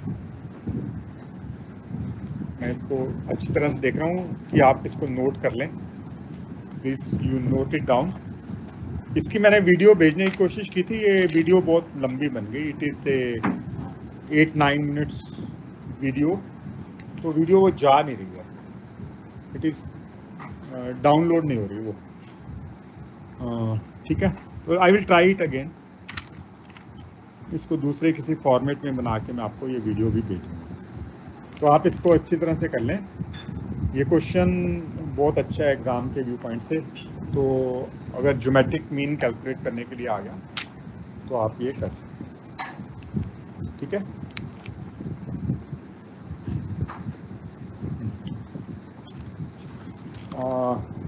Yes. तो इसका एक और पार्ट भी है, there is a second part of this question as well. उसमें 2 रुपये का डिविडेंड मिलेगा। तो इसमें अगर जब 2 रुपये का डिविडेंड मिलेगा तो जब आप रिटर्न कैलकुलेट करेंगे उसको दोबारा कैलकुलेट करना पड़ेगा पूरे क्वेश्चन को। तो that I am leaving it to you, you should try to solve that question. उसमें आप 2 रुपये की जो रिटर्न है वो कैलकुलेट करने की कोशिश कीजिए और देखिए कि इसमें आपका आंसर कैसे चेंज होता है।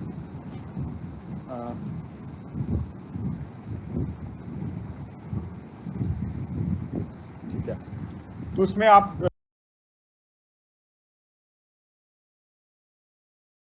दोबारा 2 रुपये का जो डिविडेंड है ना वो आप ऐड करके उसकी रिटर्न दोबारा से कैलकुलेट करिए और दोबारा से ही उसका ज्योमेट्रिक मीन और अरिथमेटिक मीन उसको कैलकुलेट करने की कोशिश करेंगे। अगर कोई डिफ़िकल्टी आएगी तो आप मेरे से पूछ सकते हैं। मुझे लगता नहीं कि कोई डिफ़िकल्टी आनी चाहिए अगर आपने अच्छी तरह से क्वेश्चन को फॉलो किया।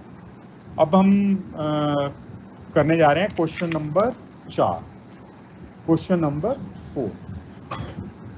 ठीक है, तो क्वेश्चन नंबर 4 कह रहा है कि दिवांग इन तीनों सिक्योरिटी में से किसी एक में इन्वेस्ट करना चाहता है और पूछना चाहता है कि इसमें से सबसे ज़्यादा रिस्की कौन सी है सिक्योरिटी। ठीक है, तो 3 ऑप्शन है मिस्टर दिवांग के पास। एक ऑप्शन है सिक्योरिटी ए, जिसकी स्टैंडर्ड डेविएशन 15 है और उसकी रिटर्न है, एक्सपेक्टेड रिटर्न है 22।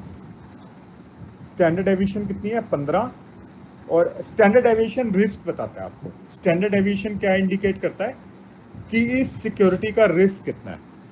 तो जितना ज़्यादा स्टैंडर्ड डेविएशन होगा उतना ज़्यादा रिस्क होता है नॉर्मली, लेकिन ये कंडीशन तब आती है कि जब रिटर्न सेम हो। जैसे एक सिक्योरिटी है ए, उसका स्टैंडर्ड डेविएशन है 8 और उसकी एक्सपेक्टेड रिटर्न है 20, और दूसरी सिक्योरिटी है बी जिसका स्टैंडर्ड डेविएशन भी 8 है और एक्सपेक्टेड रिटर्न 22 है। तो इन दोनों में से कौन सी रिस्की है? जिसका रिटर्न कम है और स्टैंडर्ड डेविएशन ज़्यादा है। हम ये बोलेंगे कि ए ज़्यादा रिस्की है क्योंकि उसका रिटर्न कम है और स्टैंडर्ड डेविएशन सेम है। लेकिन अगर रिटर्न अलग अलग हो तो उस केस में हम इनका कंपैरिजन नहीं कर सकते। उस केस में हम एक और चीज़ यूज़ करते हैं, उसको बोलते हैं कोफिशिएंट ऑफ वेरिएशन। ये भी मैं आपको बताता हूँ। Coefficient of variation, coefficient of variation इसका आप फॉर्मूला लिख लेंगे। Coefficient of variation is standard deviation divided by expected return. Standard deviation divided by expected return, ठीक है। Standard deviation divided by expected return, ये क्या होता है? Coefficient of variation. जिसका कोफिशिएंट ऑफ वेरिएशन ज़्यादा होगा वो उतना ही ज़्यादा रिस्की होगा। Higher the coefficient of variation higher will be the risk. ये आप लिख लो, याद कर लो, ठीक है।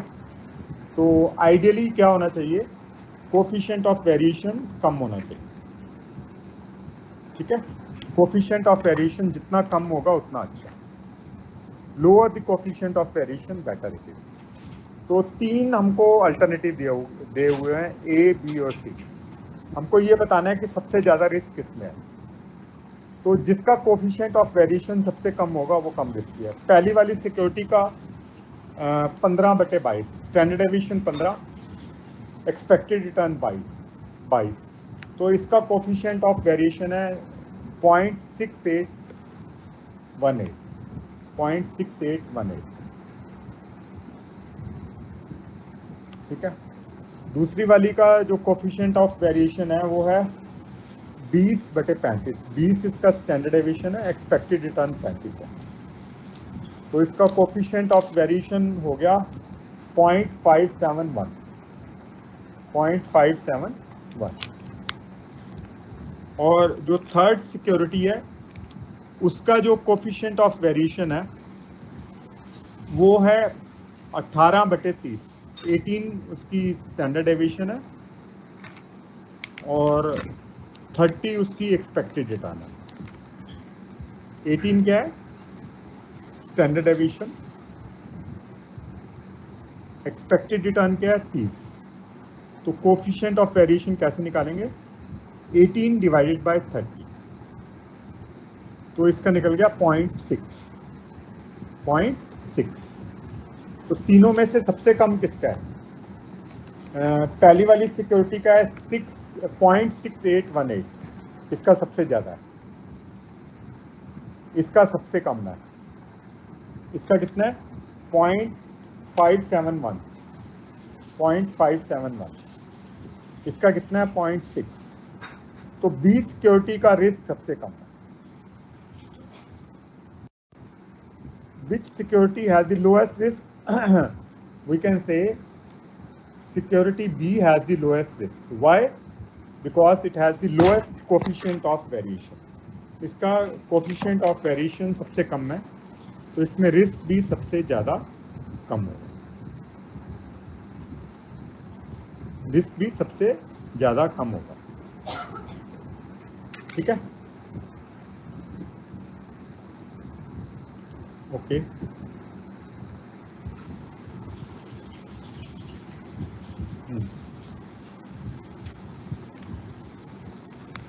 चलिए अब नेक्स्ट कर लेते हैं क्वेश्चन नंबर 8। क्वेश्चन नंबर 8 है, हाँ क्वेश्चन नंबर 8 इजी क्वेश्चन है, मैंने इसलिए इसको पिक कर लिया। क्वेश्चन नंबर 8,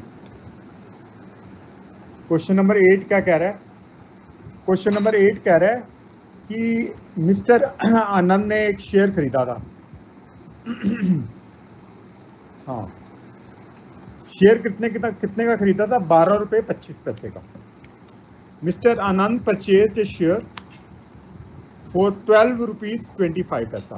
12 रुपये 25 पैसे का शेयर खरीदा था और वो शेयर की वैल्यू हो गई है 19 रुपये। शेयर की वैल्यू हो गई है 19 रुपए। ठीक है, उसकी दोबारा लिख देता हूँ, 12 रुपए का शेयर खरीदा था, परचेज प्राइस 12,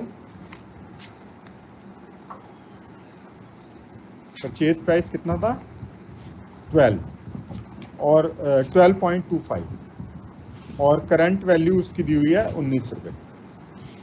तो रिटर्न उसको मिल गया 6.75 का। ठीक है, उसका परचेज प्राइस कितना था 12 रुपये 25 पैसे, 12 रुपीज 25 पैसे। करंट वैल्यू कितनी है 19, करंट वैल्यू कितनी है 19।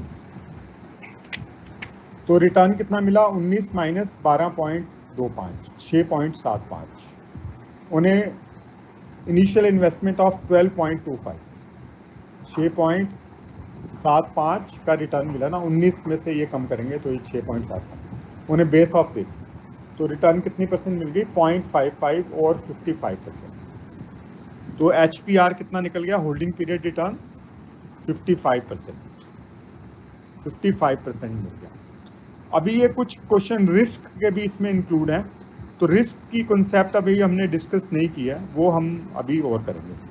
अब हम क्वेश्चन नंबर कर सकते हैं 9 and 10।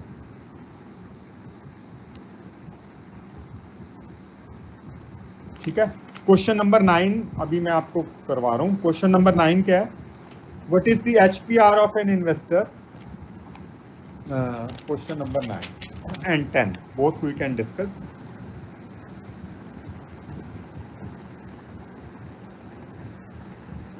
Question number 9, question number 9 क्या है, HPR निकालना है। 100 रुपए का शेयर उसने खरीदा था 100 का परचेज प्राइस, और 15 रुपए का डिविडेंड मिला उसको, डिविडेंड मिला 15 रुपए का, और मार्केट प्राइस उसका 160 है, करंट मार्केट प्राइस 160। ठीक है, परचेज प्राइस कितना है 100 और करंट प्राइस कितना है उसका 160, 60 रुपए का, तो ये फायदा हो गया उसको, और 15 रुपए उसको डिविडेंड मिला। तो we have to calculate the HPR, holding period return. तो HPR का जो फॉर्मूला मैंने आपको बताया हुआ है, HPR is equal to dividend plus P1 minus P0 divided by P0 into 100। ये फॉर्मूला आपको मैंने बताया हुआ है। HPR is what? HPR is equal to D dividend plus P1 minus P0, P1 यानी कि लेटेस्ट प्राइस, P0 यानी कि जो price at the beginning, divided by P0। तो ये 160 है, ये 100 है, ये 15 रुपये डिविडेंड है, बस हम लिख देंगे इसको। तो ये हो जाएगा 15 plus 160 minus 100 divided by 100 into 100। तो ये आ जाएगा 75 डिवाइडेड बाय 100 इंटू 100, तो 75%। ठीक है, you can calculate it like this. Holding period return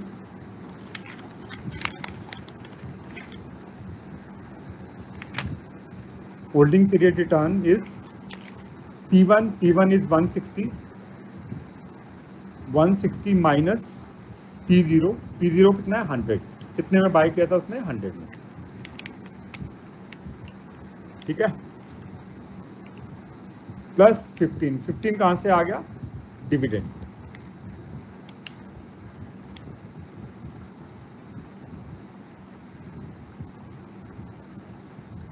ठीक है, तो ये उसका जो रिटर्न है HPR वो 75% आ गया।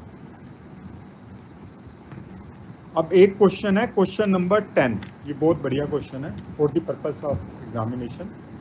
Question number 10 that we will be discussing. तो ये सारे क्वेश्चंस अगर आप ग्रुप में हैं तो मैंने वहाँ पे क्वेश्चंस सेंड किए हुए हैं, मैं दोबारा भी ग्रुप में सेंड कर दूंगा, and I will add any student who is not a part of that group. If you are not a part of the group please let me know in the comment section after the class, and your name I will include in that class. Your name I will include in that group. In that group, your name will be included, and you will be getting all the material.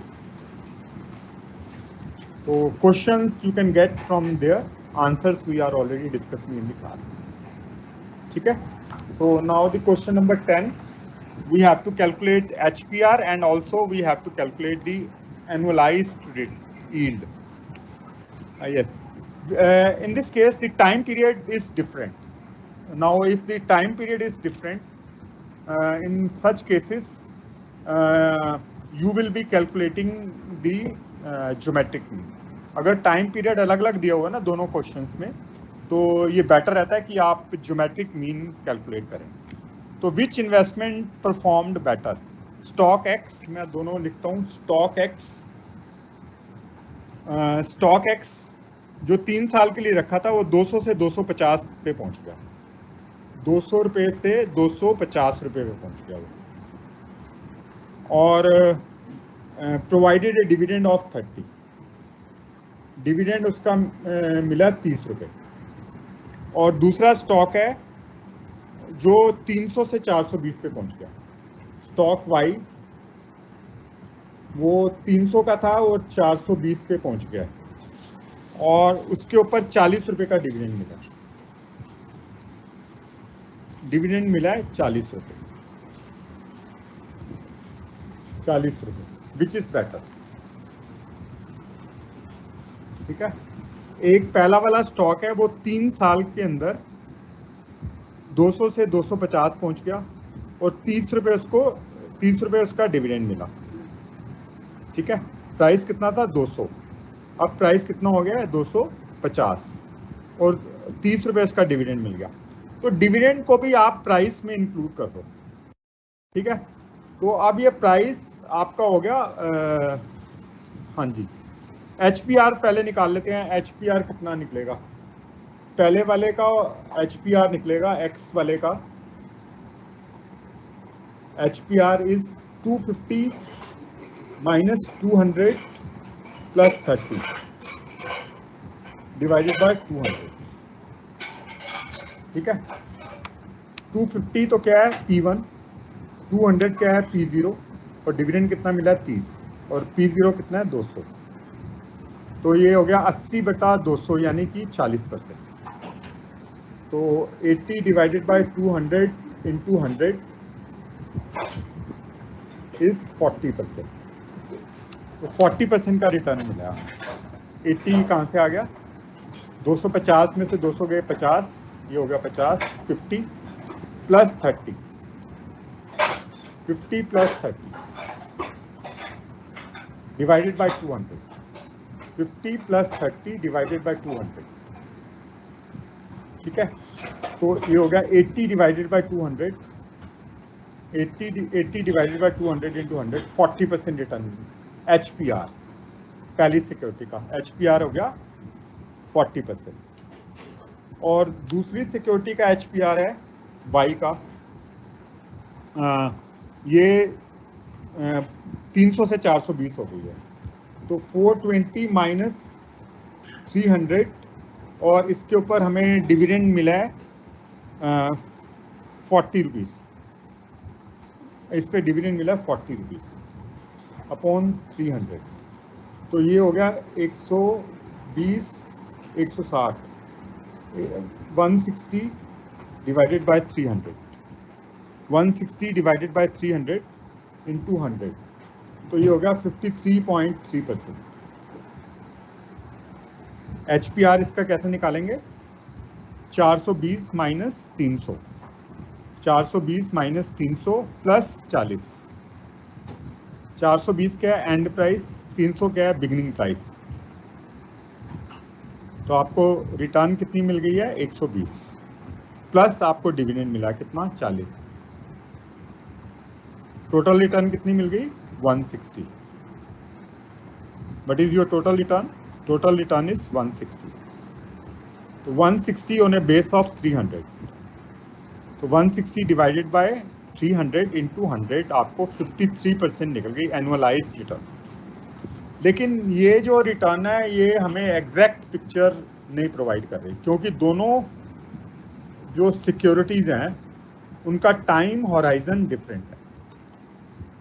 एक का time है 4 साल और दूसरे का time है 3 साल। इनका दोनों का टाइम सेम नहीं है। The time period for these two securities is different. ठीक है, the time period for these two securities is not the same. The time period for these securities is different. So in that case we can not rely upon HPR। जब time period same ना हो तो हम HPR पे rely नहीं कर सकते। इसके लिए हमें क्या सॉल्व करना चाहिए? इसके लिए हमें ज्योमेट्रिक मीन कैलकुलेट करना चाहिए। ठीक है, अगर टाइम पीरियड डिफरेंट होगा तो आपको याद रखना है, you have to calculate geometric mean. So when you will use the geometric mean that will give you the annualized return. ठीक है, तो ज्योमेट्रिक मीन हमको कैसे कैलकुलेट करना है? फाइनल प्राइस, मैंने आपको इसका फॉर्मूला बताया हुआ है पहले। Final price divided bye, final price में आप इंक्लूड वो भी कर लेंगे डिविडेंड जो मिला है। ठीक है, अगर 60 रुपये का 30 रुपये का डिविडेंड मिला है और 250 प्राइस है तो फाइनल प्राइस में आप उसको 280 लिखेंगे। Final price divided by initial price, initial price raise to the power 1/n -1, ये फॉर्मूला है। Final price minus divided by initial price, final price जो एंड में प्राइस है, इस प्राइस में हम डिविडेंड भी ऐड करेंगे, ये याद रखना। Raise to the power 1/n -1। ठीक है, तो फाइनल प्राइस अब ये हो जाएगा आपका 250 जमा 30 कितना हो जाएगा? x के लिए 280 हो जाएगा और इनिशियल प्राइस कितना है? 200। Raise to the power 1/n, n कितने साल का है? ये x जो हमने सिक्योरिटी इन्वेस्ट की थी वो 3 साल के लिए थी, -1। तो ये हो जाएगा 140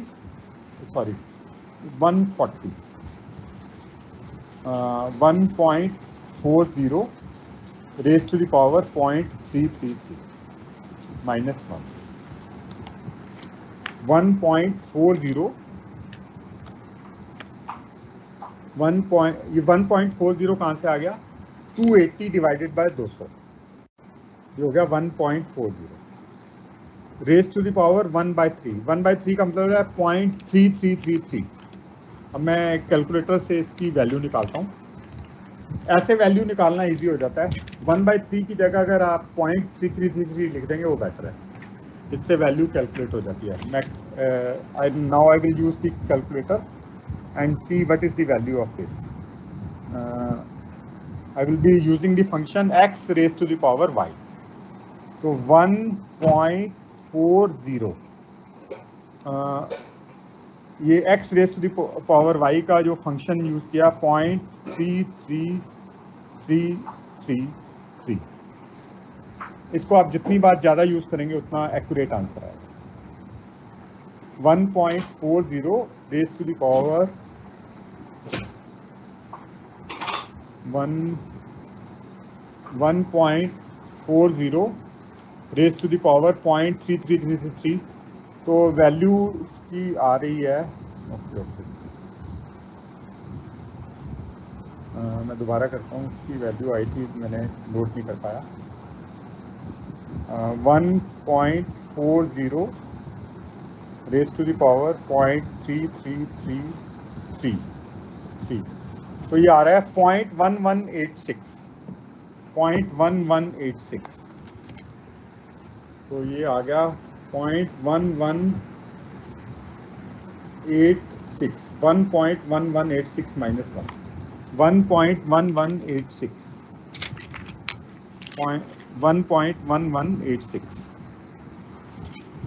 1.1186।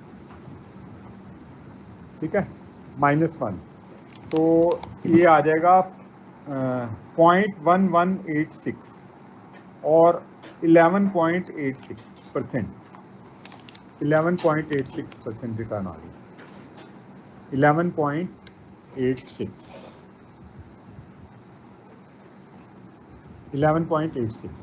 तो आपको करना क्या है, final value divided by initial value करना है, raise to the power 1/n। Final value में आप डिविडेंड को भी ऐड कर देंगे, you will add dividend as well in the final value. Final value में हमें डिविडेंड भी ऐड करना है, ये याद रखें, ठीक है। तो ये तो हमने निकाल लिया सिक्योरिटी एक्स के लिए। अब सिक्योरिटी वाई के लिए भी देखेंगे, तो उसमें उसकी जो फाइनल वैल्यू 420 है, उसका डिविडेंड है 40, तो फाइनल वैल्यू हो जाएगी 460।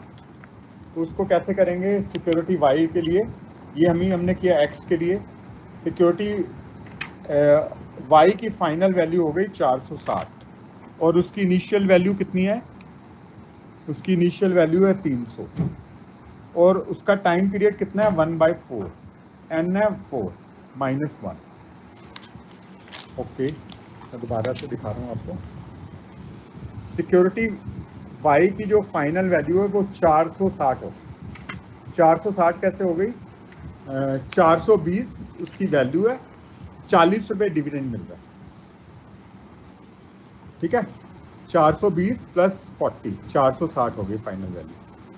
और नीचे आप लिखेंगे इनिशियल वैल्यू, इनिशियल वैल्यू इसकी कितनी है 300, नंबर ऑफ ईयर्स कितने हैं 4, तो 1/4, उसकी जो पावर है 1/4, 1/4 कितना होता है 0.025, 0.025। इसको मैं इस तरह से लिख सकता हूँ, 460 डिवाइडेड बाय 300 कितना होगा, पहले तो वो कैलकुलेट कर लेते हैं। 460 डिवाइडेड बाय 300, तो ये हो जाएगा 1.533 रेज टू द पावर 0.25 - 1, ठीक है। 460 डिवाइडेड बाय 300,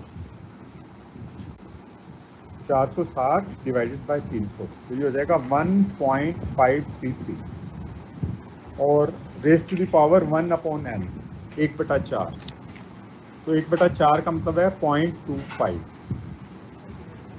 तो उसकी जो पावर है वो हो गई 0.25, ठीक है। तो making use of the calculator will see 1.533 raise to the power 0.25, 1.533 raised to the power 0.25. Let's check out its value.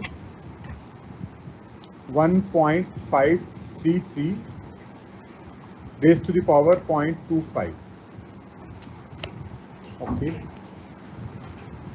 इसकी वैल्यू हम चेक करते हैं। 1.533 रेज टू द पावर 0.25, तो ये आ जाएगा 0.1127, 0.1127, 0.1127 is its value, 0.1127। मैं यहाँ पे लिख देता हूँ 1.1127 -1, तो ये आ जाएगा 0.1127 और 11.27%। इसकी जो एनुअलाइज्ड यील्ड है, वो 11.27 आ रही है, 11.27। तो इसकी जो एनुअलाइज्ड यील्ड है वो कम है, it's annualised, although it's holding period return is higher, HPR इसकी ज़्यादा है, लेकिन इसमें एक कमी है, इसको हम होल्ड कर रहे हैं 4 साल के लिए और सिक्योरिटी एक्स को होल्ड कर रहे हैं 3 साल के लिए। उसको कम टाइम के लिए होल्ड कर रहे हैं, लेकिन उसकी HPR कम है, एनुअलाइज रिटर्न ज़्यादा है। तो हमको कौन सी सिक्योरिटी प्रेफर करनी चाहिए? We should prefer a security which gives a higher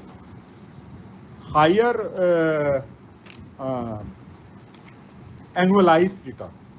The security which will give us a higher annualized return is preferable. The security which gives a higher annualized return is preferable. So we can say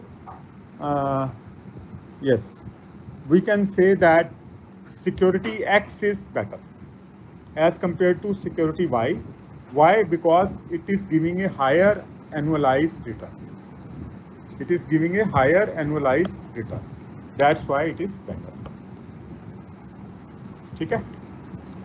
तो अगर if we have to make a comparison with different time periods, if we have to make a comparison of the securities which have different time periods, we should prefer a security based upon the geometric mean.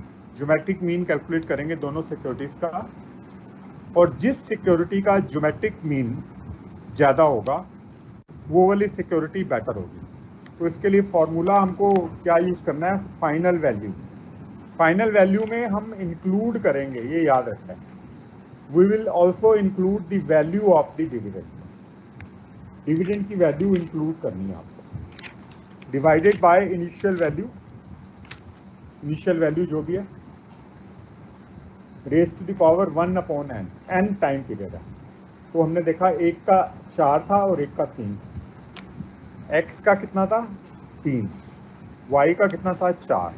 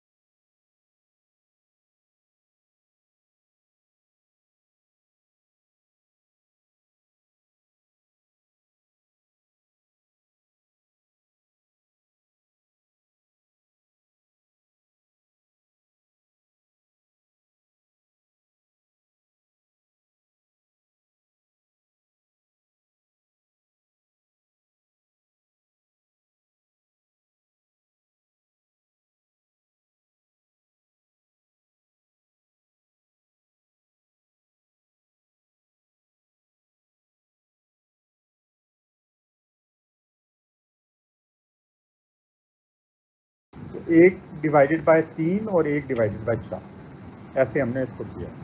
और फिर हमने calculate किया इसकी annualise return. और जो security ज़्यादा annualise return देगी, the security which will give us the higher annualise return will be preferable. अच्छा, अब आपको एक और चीज़ आज कर लेते हैं, उसके बाद फिर आपका क्वेश्चन आंसर सेशन है वो स्टार्ट कर देंगे. इसमें जो अब हम स्टार्ट करने जा रहे हैं वो है कैपम मॉडल, CAPM, जिसमें हमको एक सिक्योरिटी की रिटर्न कैलकुलेट करने को कहा जाता है. सारी चीज़ें इसमें इंक्लूड नहीं करेंगे, 2-3 चीज़ें मैं आपको नेक्स्ट क्लास में करवाऊंगा. रिस्क कैसे कैलकुलेट करते हैं, how to calculate the risk, but some of the things will be covered today. कुछ चीज़ें हम आज ही कवर कर लेंगे. जैसे कि ये क्वेश्चन नंबर 7 है, उसमें दिया हुआ beta of A stock is. Beta क्या है? It is a indicator of systematic risk. 2 तरह का रिस्क होता है मार्केट में, एक सिस्टमेटिक और एक अनसिस्टमेटिक. सिस्टमेटिक होता है जो which affects all the companies, all the companies को इफेक्ट करता है, उसको हम कम नहीं कर सकते, we can not eliminate that. और दूसरा होता है अनसिस्टमेटिक रिस्क. अनसिस्टमेटिक रिस्क होता है स्पेसिफिक टू ए कंपनी, एक कंपनी के पर्टिकुलर होता है, उसको हम खत्म कर सकते हैं, वी कैन एलिमिनेट. तो इस क्वेश्चन में दिया हुआ है बीटा 1.2, स्टैंडर्ड डेविएशन दिया हुआ है 15%, स्टैंडर्ड डेविएशन 15%, और the standard deviation of the market portfolio. Standard deviation market का दिया हुआ अलग से, सिक्योरिटी का दिया हुआ 15, मार्केट का हुआ दिया हुआ 10%, and the expected market return is 12%. Market return जो हम एक्सपेक्ट कर रहे हैं वो कर रहे हैं 12%.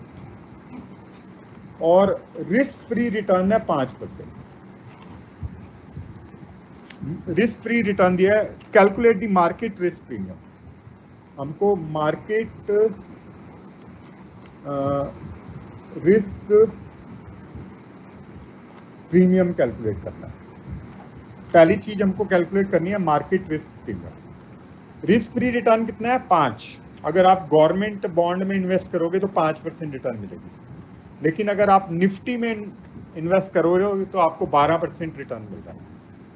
ठीक है, तो मार्केट का प्रीमियम, मार्केट आपको कितना प्रीमियम दे रही है, कितना एक्स्ट्रा दे रही है, इसको बोलते हैं मार्केट रिस्क प्रीमियम।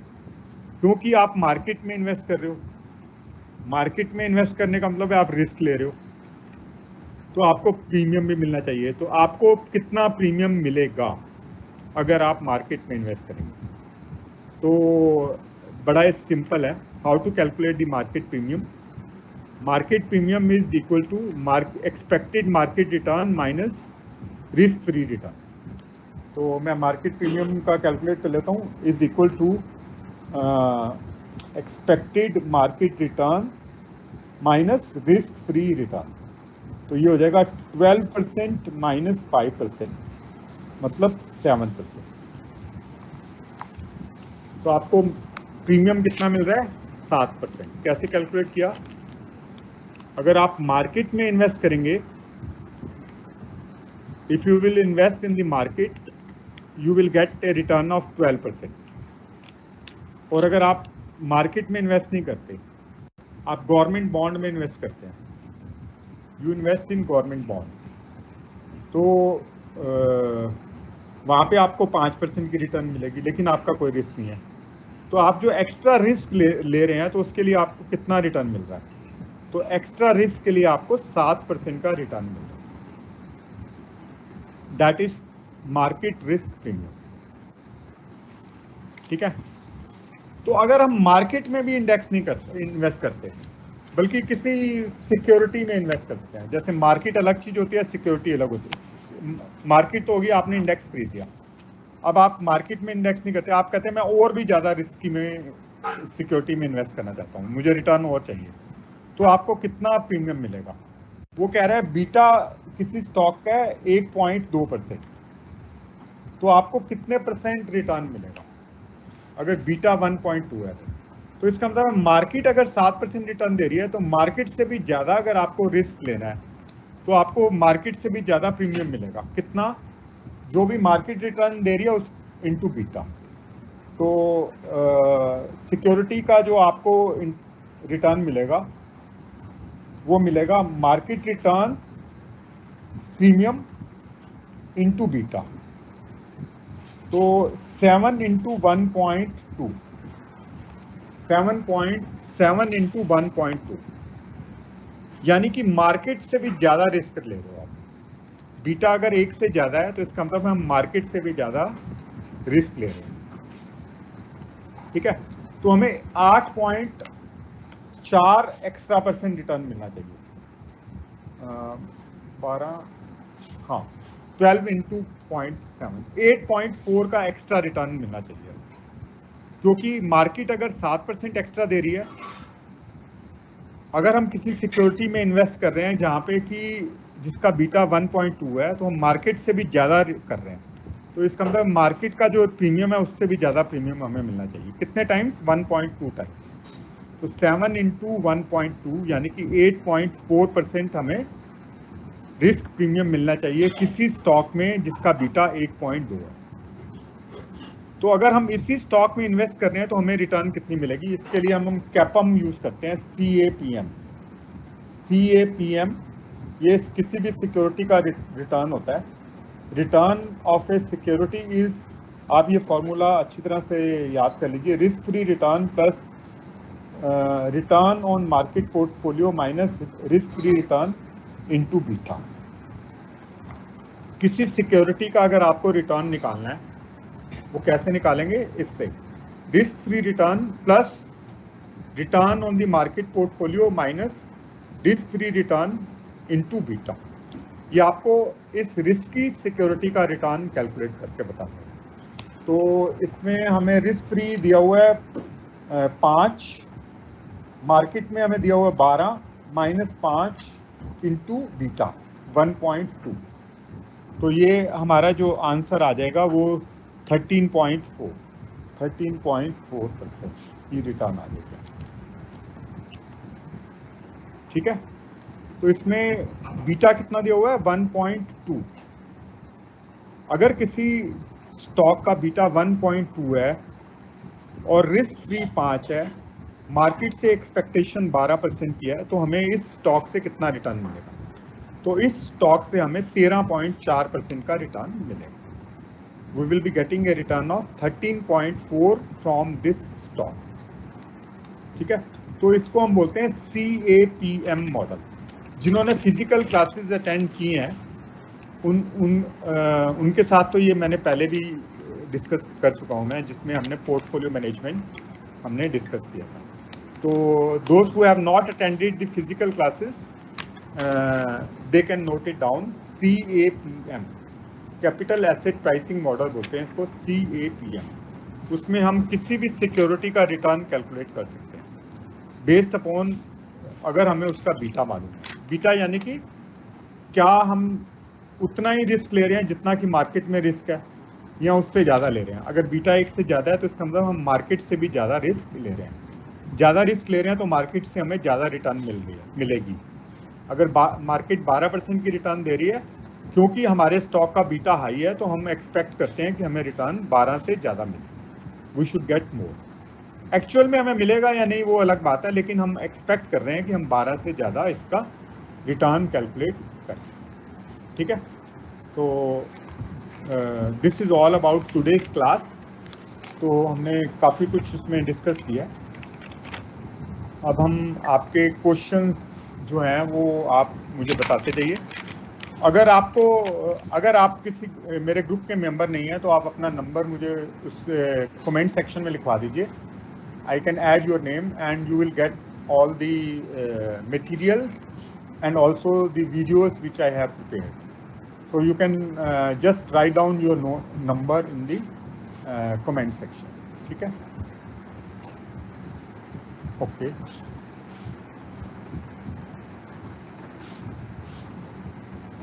हाँ, फ्यूचर एंड ऑप्शन बच्चे होगा डिस्कस अभी जब टाइम आएगा, तो क्योंकि 8 हमारे लेक्चर हैं, उसमें हमें सिलेबस करना है। ऑफलाइन क्लास में तो मैं ये फ्यूचर एंड ऑप्शंस डिस्कस कर चुका हूँ, और आगे भी कुछ बच्चों ने ना मेरी लाइव वीडियो बनाई है। जैसे मैं क्लास ले रहा हूँ तो उन्होंने वीडियो बना ली, तो मैंने कहा कोई बात नहीं, आप जिन बच्चों ने मेरी क्लास अटेंड नहीं की उनको भी आप दे सकते हैं। तो आप एक बार ऐसा करना, COL यानी कि जो इनका ऑफलाइन क्लासेस होती है ना, ये संडे में आ जाना। अगर आपने अभी तक कोई क्लास अटेंड नहीं की तो आई विल आस्क दो students to give you the videos. तो फ्यूचर एंड ऑप्शंस वाली सारी वीडियो ऑलरेडी बनी हुई है। अभी हम इसको आगे एक और ऑनलाइन क्लास होगी उसमें भी डिस्कस करेंगे, तो rest assured that we will discuss. ठीक है,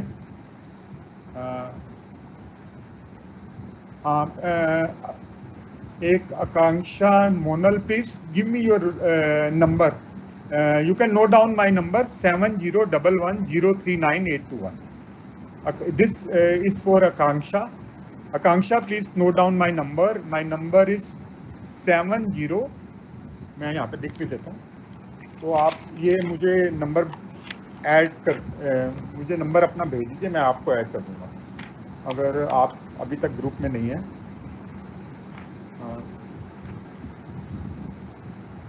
821. This is my number. You can note down my number 7011039821. तो व्हाट्सएप ग्रुप में बड़ा फ़ायदा रहता है कि मैं वीडियो वगैरह और मटेरियल सारा भेजता रहता हूँ। काफ़ी बच्चे हैं उस ग्रुप में, मोर देन 200, तो दे गेट द मटेरियल। आज भी मैंने जो डिस्कस किया है इसकी वीडियो बना के वहाँ भेज दी। तो आप अगर ग्रुप में ऐड हो जाएंगे, you can send me your number, forward me your number, I will add you in the group. ठीक है, हाँ मैंने ये नंबर भेज दिया बच्चे, आप मुझे ये एक मैसेज कर दीजिए 7011039821, मुझे एक मैसेज कर दीजिए, आई विल ऐड यू। हाँ, मैं आपका नंबर आपने लिखा है मैं ऐड कर देता हूँ, just hold on. 8 5 9 5 9 8 8 5 9 5 9 8 5 7 8 8 5 9 5 9 8 5 7 8. Yes, I will add your name in the group and I will be sending all the material. Rahul, please send your number. Rahul Kumar Pandey, please send your mobile number to me so that I can add to you. Add your number. Rahul wants to be a member of the group, so I will add his name, but I want his number. Okay.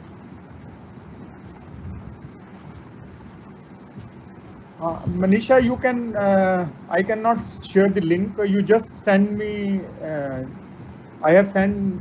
मैंने अपना number दिया है, आप बस उस number पे ना मुझे अपना एक बार लिख देना, you are student of this. हाँ, Manisha Kumari, I can note your number 9811649268. Okay, I will add your number. I will add your number. Not a problem. Anushka Ghosh, sir, what's okay, I will add your number as well. 95820161779. I will add your number, not a problem. Okay. 782, I have already noted down your number. Akanksha Monal, I have noted your number. Sheetal wants to be the member 8587907859. I will add your number, not a problem. Another number 8599078587. I have noted down your number, Shikha. Manisha, I have noted your number. I will add you in the group. Yes, any other question relating to today's class you can ask. अगर कोई question आपको समझ में नहीं आया, if any question relating to return, annualized return, any other question? Yes. Any other question from any of the students, please feel free and ask. Okay, and those who are not in the group, I will add 4 numbers I have received. I will add these students in the group. 4 students का number मेरे पास आया है, वो I will add. Okay, any other question regarding today's class? Hello.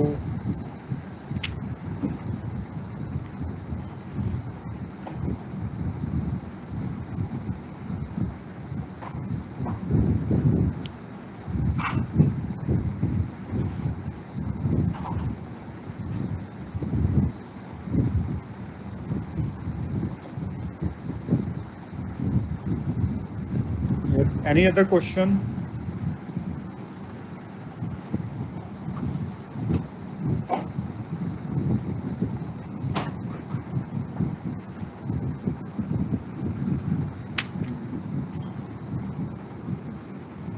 Okay, thank you.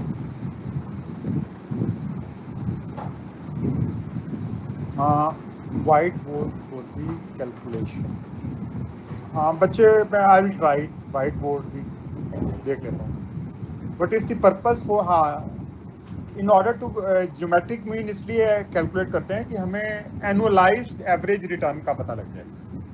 कि annualized, जैसे मैंने भी आपको बताया था एक क्वेश्चन में कि अगर हम annualized return arithmetic mean से कैलकुलेट करते हैं तो गलत हो जाता है कई बार आंसर. जैसे 100 रुपए का शेयर है, वो 20% रिटर्न मिली, 25% रिटर्न मिली, तो कितना हो गया? 125 का हो गया. अगले साल 20% नुकसान हो गया, तो कितना नुकसान हुआ? 25 का. 100 का 100 वापस आ गया. तो अगर हम अर्थमेटिक मीन निकालेंगे तो 25 और 20 यानी कि -20, 5 हो गया, 5 को 2 से डिवाइड करेंगे तो 2.5। ये स्टॉक